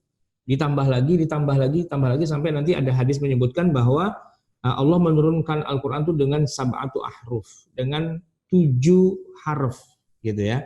Nah artinya begini, sangat dimungkinkan satu ayat yang sama, misalnya surat Al-Fatihah gitu ya, itu sudah pernah turun di Mekah, lalu turun lagi di Madinah gitu. Sangat dimungkinkan, turun lagi di mana. Makanya kalau kita baca asbabun nuzul ya, itu bisa jadi satu ayat asbabun nuzulnya ada banyak. Bisa ada 2, 3, 4, 5. Kenapa kok beda-beda asbabun nuzulnya? Ya ternyata memang turunnya berkali-kali untuk ayat yang sama. Ya. Nah, yang Bapak tanyakan tuh yang kedua, yaitu bunyinya sama, ya kan? Bunyinya sama, tapi dia punya alamat yang berbeda. La'allakum tattaqun itu berkali-kali itu, ya kan? Di dalam surat apa, ayat berapa ada, dalam surat berapa ada, nah gitu. Cuman ya kalau ditanya kenapa? ya itu rahasia Allah. Cuman hikmah apa yang bisa kita dapat? Bisa jadi memang disitulah ada penekanan. Kalau Quran sampai berkali-kali mengucapkan hal itu, berarti dia punya nilai tersendiri. Tentang mendirikan sholat, alladzina yuqimuna sholata wa yu'tuna zakah, atau aqimus sholata wa atuz zakah, itu berkali-kali, sampai 30 kali perintah untuk menegakkan sholat. Nah ini para ulama kemudian menyimpulkan kalau ada satu ayat berulang-ulang dan di beberapa surat atau beberapa ayat yang berbeda itu terulang-ulang, maka ini menunjukkan ini takkidan untuk menguatkan perintah itu ya, sampai berkali-kali disampaikan gitu ya. Kisah Fir'aun dan Musa itu kisah yang paling favorit di Quran. Di hampir banyak surat itu, di Al-Baqarah, di Al-Qasas, di mana-mana itu muncul. Di surat 17 Al-Isra atau Al-Bani Israel muncul lagi berkali-kali. Ya padahal kisahnya itu juga gitu. Kisahnya itu juga, tapi kemudian Quran berkali-kali. Ini kira-kira kayak begini, kayak kita ngaji gitu, temanya kok terulang-ulang gitu. Itu mungkin karena kiainya, ustadznya merasa bahwa muridnya belum begitu paham, gitu, jadi diulang lagi, diingetin lagi gitu ya. Itu diantara hikmah-hikmahnya. Tapi kenapa kok Allah begitu? Nah, itu wallahu a'lam bishawab. Allah yang lebih tahu. Kita hanya mungkin bisa menerka-nerka atau menduga-duga saja. Tapi itu adalah salah satu karakteristik Al-Quran. Jadi beberapa kali menurunkan ayat yang sama, maksudnya surat dan ayat yang sama dengan lafaz yang sedikit berbeda-beda gitu ya. Atau ayat yang bunyi yang sama turun di berbagai surat yang berbeda. Nah, itu ciri khas dari Al-Quran. Dan itu masuk dalam kategori kita ketika kita bicara yang awal-awal, sistematika Al-Quran itu memang begitu ciri khasnya. Jadi dia tidak seperti kitab undang-undang yang kalau sudah dibicarakan di sini sudah tidak akan muncul lagi. Ini akan selalu berulang-ulang. Begitu. Itu sudah dibahas juga, Zat. Kalau nggak salah di bab kedua, sistematika Al-Quran itu jadi tantangan kita. Oke, terima kasih Pak Santana atas pertanyaannya, jauh-jauh dari Riau gitu. Selanjutnya saya ke Pak Ali Ahmadi, silahkan Ali Ahmadi. Oke. Assalamualaikum warahmatullahi wabarakatuh. Waalaikumsalam warahmatullahi wabarakatuh. Ini saya menyambung lidah Pak Hanafi, barusan saya telepon tadi. Sinyal kurang bagus ya. Saya bacakan nih. Jadi beliau menanyakan bagaimana untuk membedakan para ulama.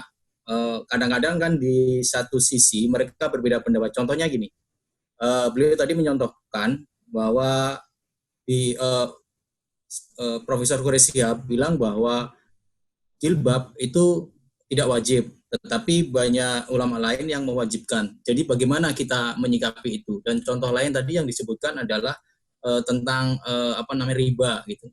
Beberapa ulama bilang ini riba, beberapa ulama bilang enggak. Bagaimana kita memilih para ulama-ulama itu yang terbaik yang seperti apa? Itu saja saya sambung lidah dari Pak Hanafi. Terima kasih. Assalamualaikum warahmatullahi wabarakatuh.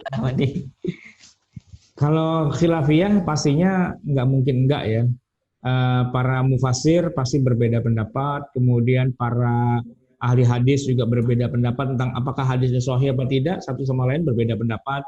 Para ulama juga berbeda pendapat. Jadi perbedaan pendapat itu sesuatu yang merupakan ciri khas dalam ilmu keislaman. Sampai dikatakan orang yang tidak mengerti tentang perbedaan pendapat, dia tidak merasakan manisnya ilmu syariah gitu ya. Cuma memang ini bisa menjadi baik ya ketika orang itu ilmunya sudah luas, sudah punya kedewasaan dalam berpikir. Sedangkan mereka yang baru paham agama baru kemarin sore, itu memang dia kan taunya kebenaran itu cuma satu dari gurunya saja, dan gurunya kadang-kadang suka ngawur juga. Yang benar cuma gua doang nih, yang lain salah semua gitu kan. Nah, itu mengakibatkan ada orang yang memang kapasitasnya terbatas, gampang menyalahkan, dan dia stres mulu ketika mendengar ada orang berbeda pendapat. Padahal sebenarnya sih nggak usah stres gitu. Misalnya contoh yang sederhana ya, tadi masalah jilbab gitu misalnya. Jilbab itu memang khilafiyah dari awal gitu. Yang tidak khilafiyah itu kewajiban menutup aurat. Itu tidak khilafiyah, wajib menutup aurat.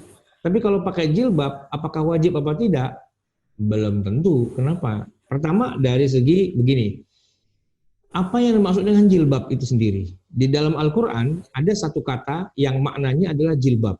Ya bunyinya adalah ya ayuhan nabiyyu qul li azwajika wa banatika wa nisa'il mu'minina yudnina 'alaihinna min jalabibihinna. Ya wajiblah mereka mengulurkan pakaiannya gitu ya, min jalabibihinna, yaitu yang berupa jilbab. Nah, kalau melihat ayat ini ya, kata jilbab ternyata maknanya itu adalah pakaian yang besar yang bisa menutup seluruh tubuh seorang wanita. Seluruh tubuhnya ketutup gitu. Di dalam satu hadis disebutkan bahwa pada masa itu ada seorang wanita yang dia nggak punya jilbab. Lalu dia tanya kepada Nabi, kata Nabi, ya sudah kalau kamu nggak punya, kamu nebeng aja sama jilbab temenmu. Maksudnya ditutup juga, satu baju bisa masuk 2 orang. Nah gitu, istilahnya baju kurung, kalau di kita mungkin mau kena gitu ya. Nah pertanyaannya begini, pakai jilbab itu wajib. Itu yang dimaksud jilbab itu apa? Kalau kerudung yang biasa dipakai oleh ibu-ibu yang kita kenal sekarang sebagai jilbab, kita nyebutnya jilbab padahal itu kerudung. Itu di Quran sebenarnya namanya bukan jilbab, namanya khimar. Di dalam surat An-Nur itu disebutkan bikhumurihinna ala juyubihinna wal yadribna bikhumurihinna ala juyubihinna. Nah, khimar kerudung, jilbab baju kurung gitu ya. Itu saja kita belum sepakat yang mana yang wajib. Apakah perempuan wajib pakai baju besar itu?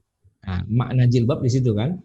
Nah, belum lagi nanti batasan aurat. Tadi kan saya katakan, yang wajib itu menutup aurat. Itu semua sepakat wajib menutup aurat.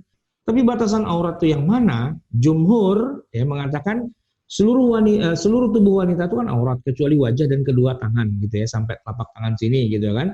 Tapi nanti kata mazhab Hanafi, enggak, kaki ke bawah, mata kaki ke bawah itu juga bukan aurat. Tapi nanti ada juga yang mengatakan, enggak, semuanya aurat, termasuk wajahnya, tangannya, semua aurat juga. Bahkan ada juga ulama yang mengatakan, suaranya perempuan itu aurat. Gitu. Maka enggak boleh mendengar suara perempuan. Gitu. Gara-garanya Nabi mengatakan, kalau imam salah, laki-laki bilang subhanallah, kalau perempuan kan bertepuk. Nah, gitu. Kenapa enggak bilang subhanallah? Karena suaranya aurat. Gitu kan. Nah, dengan begitu berarti kita menemukan ada banyak khilafiyah di situ. Nah, bagaimana yang paling bagus? Ya, kalau yang paling bagus nih, kita pelajari semua dan kita hargai semua. Nah, bahwa nanti orang ada yang mau pilih yang ini, mau pilih yang itu, yang mana, semua saudara kita, nggak masalah gitu. Nah, yang konyol adalah kita nggak pelajari semua, taunya cuma satu, begitu ada yang beda, langsung kita musuhin. Pulang lewat mana lo, gua timpuk lo, begitu. Nah, itu yang kadang-kadang ya mohon maaf ya, masih sering terjadi di tengah masyarakat kita karena wawasan ilmunya belum memadai gitu. Baik. Terima kasih Pak Ali Ahmadi sudah jadi penyambung lidah rakyat. Terima kasih Pak Ali Ahmadi sudah membantu Pak Hanafi untuk membacakan soalnya. Saya pindah ke Pak, ini ada Pak Narmodo dulu nih. Ini sudah Pak Narmodo ya silakan. Nulis di chat, Ustadz bagaimana hubungan al-wujuh wan nadzair dengan hermeneutik gitu Ustaz. Atau kita dengarkan dulu dari Pak Narmodo supaya lebih lengkap lagi pertanyaannya gitu barangkali. Silakan Pak Narmodo. Iya, baik. Assalamualaikum Ustaz. Waalaikumsalam. Wah, senang lihat wajah Pak Narmodo. Sehat ya. Iya, selamat ketemu di udara nih Ustaz. Iya. Jadi tadi saya udah chat itu Ustaz. Jadi saya ingin menanyakan bagaimana itu hubungannya antara al-wujuh an-nadzair itu dengan hermeneutik gitu. Ya. Sebenarnya sih saya nggak mau jawab nih. Pak Narmodo ini S3 ilmu Al-Quran dan tafsir, sama-sama kuliah saya di IKI. Jadi beliau ini cuma mau ngetes aja sebenarnya. Enggak lah, ini kan semua. Jadi gini Pak, al-wujuh wan nadzair kan satu kata punya banyak makna gitu ya, atau satu makna bisa disebutkan dengan berbagai macam kata gitu kan. Nah, itu semua itu bukan hasil ngarang gitu loh. Bukan hasil kita ngereko-reko sendiri gitu loh. Tapi itu memang ada riwayatnya. Maksudnya tafsirnya itu tafsir bil ma'tsur. Entah itu dikatakan oleh Nabi, dikatakan oleh sahabat, oleh tabi'in, tapi maksudnya itu semua itu ada riwayatnya gitu loh, ya kan? Nah, kalau hermeneutik sebagaimana istilah itu lahir di barat, orang barat itu kan ingin menafsirkan Bible-nya mereka itu dengan berbagai macam sudut pandangnya mereka gitu ya. Di situ saja sebenarnya sudah ada perbedaan yang sangat jelas antara al-wujuh wan nadhair dengan hermeneutik gitu ya. Nah, para ulama muslim terkait hermeneutik ini agak sedikit hati-hati. Kenapa? Karena ya tadi memang tafsir itu ada dua ya, ada tafsir bil ra'yi, ada bil ma'thur gitu. Nah, yang bil ra'yi ada dua macam, ada bil ra'yil mahmud, ada bil ra'yil mazmum. Nah, hermeneutik ini kira-kira adanya di bil ra'yi itu kan. Nah, hermeneutik ada yang bagus, ada yang juga tercela. Nah, gitu. Nah, tinggal bagaimana memilah batasannya, mana yang bagus bisa dipakai, mana yang tercela gitu kan. Tapi kalau tadi al-wujuh wan nadhair itu adanya bukan di bil ra'yinya, tapi adanya di bil ma'thurnya. Karena itu ada asarnya. Jadi ketika kita baca, sholat maknanya begini, begitu, itu ada asar dan ada riwayat yang kita dapat dari para mufassir, dari Ibnu Abbas atau dari siapalah begitu yang memang ada rujukannya. Hermeneutik itu biasanya datangnya dari bil ra'yi kita. Nah, gitu. Kira-kira begitu, Pak. Jadi bukan berarti hermeneutik itu salah semua, ada yang bisa diterima. Makanya kita dengan tafsirnya Ar-Razi misalnya Mafatihul Ghaib itu atau Al-Fakhrur Razi itu ya. Nah, itu sebagian mengatakan wah itu tafsir bil ngarang gitu ya. Ma'thur gitu. Tapi enggak juga. Ya bisa jadi itu benar juga dan enggak salah juga dan ada kaitannya juga. Tidak semata-mata dia hanya bil ra'yi gitu ya. Lalu salah itu enggak gitu. Tapi itu ada juga benarnya. Saya termasuk senang juga kalau baca tafsirnya Al-Fakhrur Razi itu Mafatihul Ghaib karena lengkap dia, detil gitu, sesuatu yang tidak saya temukan di mana di Ibnu Katsir misalnya, tidak ketemu di Al-Jami' li Ahkamil Quran, di Mafatihul Ghaib malah dijelaskan lebih detil, lebih gamblang. Saking lengkapnya itu sampai ada orang yang nggak suka bilang, itu tafsir Mafatihul Ghaib itu kullu syai'in mawjudun illa tafsir. Semuanya ada kecuali tafsirnya yang enggak ada. Padahal ya enggak juga sih, enggak otomatis itu salah gitu. Hermeneutik juga begitu. Ada hermeneutik yang tidak benar dan ada hermeneutik yang bagus gitu kan. Oke. Baik. Terima kasih Pak Dong. Hari ini kita bertemu lewat udara, mudah-mudahan nanti bisa wisuda bareng. Kita undang kapan-kapan di KMK di silakan. Ya, salah satu saya sering diundang ke tempat beliau. Mudah-mudahan sehat selalu Pak. Ini saya bacakan pertanyaan dari chat dulu Ustaz ya. Iya.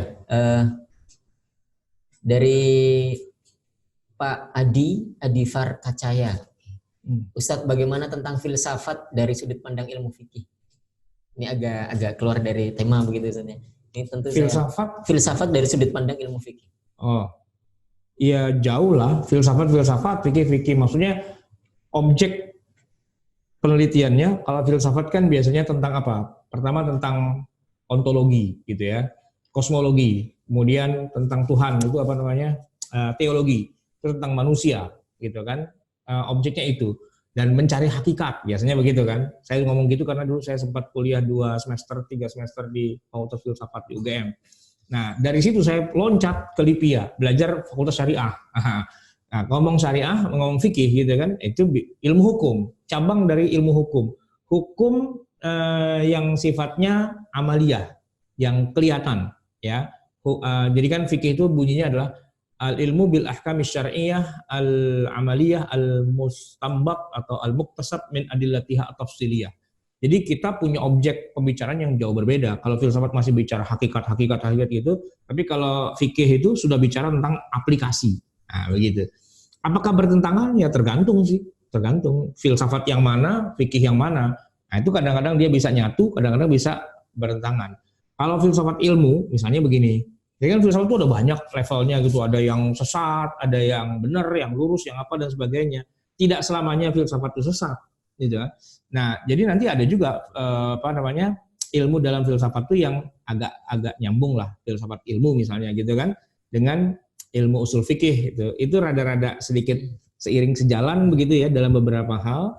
Ya walaupun pada akhirnya setiap cabang ilmu itu punya peranan sendiri-sendiri. Kita nggak akan bisa menyelesaikan masalah filsafat dengan ilmu fikih, sebagaimana ilmu fikih nggak bisa didekati dengan pendekatan filsafat. Masing-masing punya objek pembahasan, metodologi, cara, dan setiap hutan ada singanya sendiri-sendiri, ada macannya sendiri-sendiri. Maka jangan sampai salah masuk hutan. Gitu. Ini hutan macan yang ini, jangan masuk macan yang lain, nanti tabrakan itu nggak sesuai. Terima kasih pertanyaannya. Saya lanjut ke Pak Agus Budianto nih. Ini agak nyambung dengan tema kita kali ini, Ustaz. Assalamualaikum Ustaz. Apa yang dimaksud dengan ulil amri? Karena ada teman saya yang mengatakan di masa pandemi ini kita Jumatannya mengikuti ulil amri saja. Demikian Ustaz, terima kasih. Ya, ulil amri itu maknanya banyak. Termasuk ulama itu juga masuk kata ulil amri. Tapi kalau secara yang paling banyak jumhur ulama mengaitkan kata ulil amr adalah ulul amr itu adalah orang yang memegang urusan. Berarti yang ngurusin kita. Nah, gitu. Jadi pengurus lah itu istilahnya. Kalau dalam organisasi itu namanya pengurus. Kalau dalam masalah negara itu namanya pemerintah, gitu ya. Jadi kata-kata ulul amr itu secara umum adalah maknanya pemerintah, memang benar gitu ya. Tapi walaupun nanti ada juga yang memaknai kata ulul amr adalah para ulama. Dan tidak salah karena di masa lalu ulul amr itu ya ulama. Kan Umar bin Khattab tuh ulul amr sekaligus ulama juga. Ya kan? Abu Bakar ulul amr pemerintah sekaligus ulama juga. Di masa kenabian ulama dan umara itu adanya di satu orang gitu. Tapi seiring dengan zaman tuh jalannya sendiri-sendiri, dipisah, ada split gitu kan. Bahkan keumaraan ulul amr itu atau pemerintahan itu sendiri di zamannya Montesquieu dipecah lagi menjadi 3. Ada eksekutif, yudikatif, dan legislatif, dipecah-pecah begitu kan. Nah semuanya termasuk ulil amr termasuk ulama juga atau para ustadz lah gitu kira-kira, itu sebenarnya bagian dari ulil amr juga. Kalau di Saudi antara ulama dan ulil amr tuh nggak terpisah gitu ya. Artinya pemerintah Saudi ketika bilang ya Masjidil Haram libur gitu kan, Masjid Nabawi libur gitu, nah itu sudah ya umarok juga, ulama juga. Nah kalau di Indonesia enggak gitu, seolah-olah pemerintah, ulama kayak ada semacam dikotomi gitu ya, yang membuat orang jadi bingung karena ada sebagian orang yang ngaku ulama tapi dia pisah dengan ulama yang secara umum. Di Indonesia kan misalnya ada Majelis Ulama. Kebetulan nih dalam masalah corona, Majelis Ulama Indonesia dengan pemerintah tuh bareng gitu kan. Tapi sebagian orang tuh keluar gitu, nggak mau ikut. Nah dia ngaku juga ulama. Lalu dia bikin fatwa yang berbeda dengan Majelis Ulama Indonesia dan pemerintah Indonesia. Jadi yang bikin orang pada puyeng itu di situ. Ya sebenarnya sih masalah corona ini memang bagusnya ikut ulama yang sifatnya mayoritas lah begitu. Karena kalau masing-masing pada apa istilahnya tuh balelo apa istilahnya ngeyel atau pada istilahnya jalan sendiri-sendiri itu gimana kita menangani corona ini kalau masing-masing jalan sendiri-sendiri gitu kan. Nah, saya dalam hal ini memberikan apresiasi besar kepada pemerintah Saudi Arabia walaupun dalam beberapa hal mungkin ada yang setuju nggak setuju gitu kan, tapi meliburkan 2 masjid besar, masjid suci umat Islam itu tindakan yang luar biasa. Artinya mereka punya perhatian besar kepada kepentingan umat Islam untuk meliburkan, menutup, mengunci, lockdown masjid itu. Nah, coba deh yang pada mau protes itu ke Saudi Arabia. Itu kan masjid suci loh, itu masjid yang istilahnya masjid induknya umat Islam. Kok berani mereka melockdown begitu? Sementara yang di sini masih ngeyel-ngeyel juga. Itu kan kadang-kadang nggak nyambung kan gitu ya. Kalau mereka bilang kita nggak mau karena ajal nyawa di tangan Allah gitu kan. Nah itu Masjidil Haram ditutup kenapa tuh? Ka'bah nggak boleh dicium, Hajar Aswad nggak boleh dicium tuh. Nah itu kan karena mereka juga ya tahu bagaimana cara menghadapi corona itu. Nah kadang-kadang di kita itu nggak tahu tapi sok tahu itu loh kadang-kadang. Baik, insya Allah masih ada waktu sekitar 10 menit lagi lah. Ini masih ada pertanyaan dari Pak Rosfian Syah tadi itu. Memang tidak sempat untuk membacakan pertanyaannya, tapi sudah menulis Ustaz. Ya. Assalamualaikum Ustaz. Bagaimana cara menjaga kekhusyuan salat kita? Pertanyaan singkat. Itu pertanyaan yang saya juga susah ngejawabnya karena saya sendiri juga sholatnya nggak khusyuk. Tinggal gini, khusyuk itu maksudnya apa? Itu dulu yang kita sepakati. Kalau di dalam Al-Quran, wa qumu lillahi qanitin gitu ya, ayat itu kejadiannya adalah ketika Rasulullah SAW itu sholat, tapi matanya atau wajahnya itu memandang kemana-mana, ke langit, kemana-mana. Turun ayat itu lalu kemudian Nabi sholatnya jadi nunduk ke bawah. Jadi khusyuk dalam konteks ayat itu sebenarnya bukan hati, tapi raga, tubuh gitu. Maksudnya nggak biayaan gitu, nggak tengok sana tengok sini terus gitu bergerak kemana-mana, nggak, tapi anteng, diem, khusyuk gitu loh. Sedangkan kalau hati itu agak susah. Dan kalau saya lihat Rasulullah SAW pun pernah juga kan kejadian beliau lupa, makanya ada sujud sahwi. Nah kalau nggak mungkin kan Nabi lupa kalau nggak khusyuk kan. Nah dalam konteks itu Nabi sebenarnya kan nggak khusyuk sebenarnya. Tapi apa makna khusyuk dalam ayat yang surat yang Al-Mu'minun itu ya? Qad aflahal mu'minun alladzina hum fi sholatihim khashi'un dan seterusnya itu kan. Nah, khashi'un di situ maknanya bukan berarti dia terus kontemplasi gitu ya, merem lalu semua itu hilang jadi hitam pekat yang ada cuma tulisan Allah doang, enggak begitu. Ya, justru kalau begitu malah lupa tadi baca apa gitu kan, malah lupa udah berapa rakaat gitu. Padahal Nabi SAW sebagai Nabi yang kita disuruh meniru sholat beliau, beberapa kali kita temukan Rasulullah sholat menggendong anak, menggendong bayi. Atau kalau dengar suara anak kecil nangis, beliau sebagai imam mempercepat sholatnya. Gitu. Jadi kalau dilihat sebenarnya Rasulullah itu ya khusyuknya itu, konsep khusyuknya Nabi itu bukan yang sebagaimana orang banyak berpikir bahwa dia nggak ingat apa-apa. Kan ada juga tuh riwayat yang saya nggak tahu ya riwayat itu sahih apa enggak. Konon katanya Ali bin Abi Thalib itu kalau sholat khusyuk banget sehingga kalau dia kena panah mau dicabut tuh kan sakit gitu kan, biarin saya sholat dulu sunnah 2 rakaat, nanti kalau pas lagi sholat lagi khusyuk-khusyuknya cabut nggak berasa gitu. Tapi itu riwayatnya nggak tahu benar apa enggak gitu. Tapi maksud saya begini, kalau Ali sampai kayak gitu, dicabut panah dari tubuhnya nggak berasa, berarti hebatan Ali dong dari Rasulullah. Rasulullah aja lagi sholat dengar anak nangis dipercepat gitu. Nah kalau Ali jadi imam ada nangis, ada yang meninggal juga dia lempeng aja, jangan-jangan begitu kan. Nah artinya khusyuk itu tidak sebagaimana orang berpikir itu adalah kontemplasi, nggak ingat apa-apa gitu, terputus dengan dunia, atau ada orang menyebutkan istilah sholat itu adalah mi'rajnya seorang mukmin, jadi dia jiwanya lagi ada di Sidratul Muntaha gitu, jadi dia nggak ingat apa-apa, nggak kayak gitu. Kalau melihat konteksnya Rasulullah sholat, beliau sholatnya misalnya gini ya, Nabi lagi sholat, tiba-tiba ada makmum di samping beliau sebelah kiri, sama Nabi diginiin terus biar ke kanan, gitu kan. Kita lagi sholat, tiba-tiba ada orang mau lewat, kata Nabi, cegah dia jangan sampai lewat. Nah kalau kita khusyuk kan kita merem, jangankan orang, anak monyet juga lewat, kita nggak tahu gitu kan. Nah makanya khusyuk itu maknanya kayak apa dulu, itu yang harus kita sepakati. Gitu. Oke, menarik. Saya ada tambahan barangkali boleh. Yeah. Kalau tentang pertanyaan khusyuk ini memang banyak sekali tips dan triknya begitu. Salah satunya ini nasihatnya Imam Ghazali kalau saya tidak salah, bahwa salah satu untuk menunjang kita sholat itu, khusyuk dalam sholat itu adalah kita menjaga sholat dari salam sampai takbir. Padahal sholat itu kan dari takbir sampai salam. Ini justru beliau memberikan pengertian yang kebalikannya gitu. Jadi kita menjaga kekhusyukan sholat itu adalah kita menjaga sholat kita dari salam sampai takbir. Maksudnya apa? Salam dari satu sholat ke takbir sholat yang lain. Jadi kita menjaga kekhusyukan sholat itu, kita selalu ingat pada Allah setelah salam dari sholat subuh sampai takbir sholat zuhur.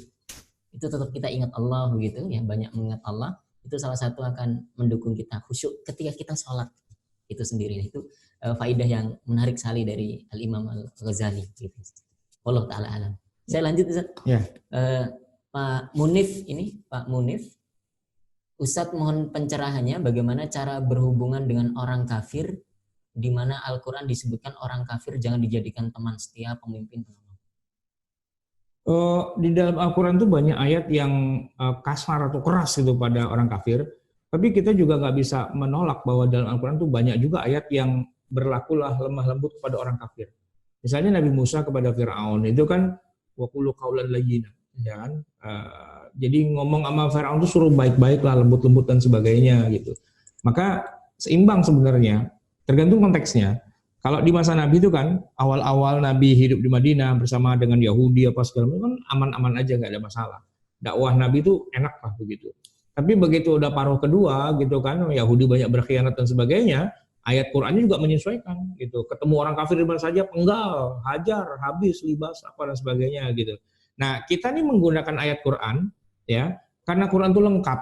Bergaul sama orang kafir, ada yang baik kita baikin, ada yang jahat kita jahatin gitu ya. Nah, maka kita harus wise juga menggunakan ayat itu. Nggak boleh kita hanya pakai ayat tertentu saja, ya kan? Ayat yang keras-keras kepada orang kafir yang orang baik, gitu kan nggak cocok. Atau ayat yang baik-baik pada orang kafir, tapi berhadapannya sama orang kafir yang keras, gitu. Nah, ini harus dipetakan juga. Mana ayat yang cocok sesuai dengan karakter-karakter dari orang-orang itu, kan harus disesuaikan. Al-Quran sendiri ketika turun di Mekah sama di Madinah menghadapi orang yang sama, tapi ciri dan gaya ayat Quran itu berubah itu. Ketika di Mekah ayatnya pendek-pendek, gitu kan? Ketika di Madinah ayatnya jadi panjang-panjang. Ketika di Mekah ayatnya bicara akidah, ya kan, masalah kedekatan pada Allah dan sebagainya, gitu kan? Ketika sudah di Madinah ayatnya bicara teknis syariah, gitu. Nah, kepada orang yang sama itu juga ayatnya pun sudah beda. Apalagi kepada orang kafir yang mana kafirnya juga macam-macam. Ada kafir yang zimmi, ada kafir yang harbi, gitu kan. Nah, kita nggak boleh menggunakan ayat yang ayat untuk kafir harbi kepada kafir zimmi. Atau kebalikannya, ayat kepada kafir zimmi digunakan untuk kafir harbi.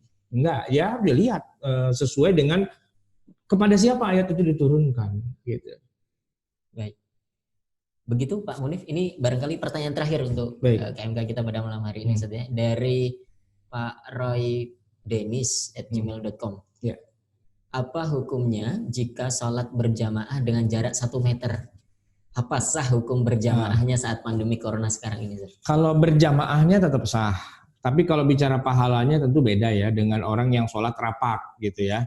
Kalau dalam keadaan normal tidak rapat, renggang-renggang, itu mengurangi pahala berjamaah.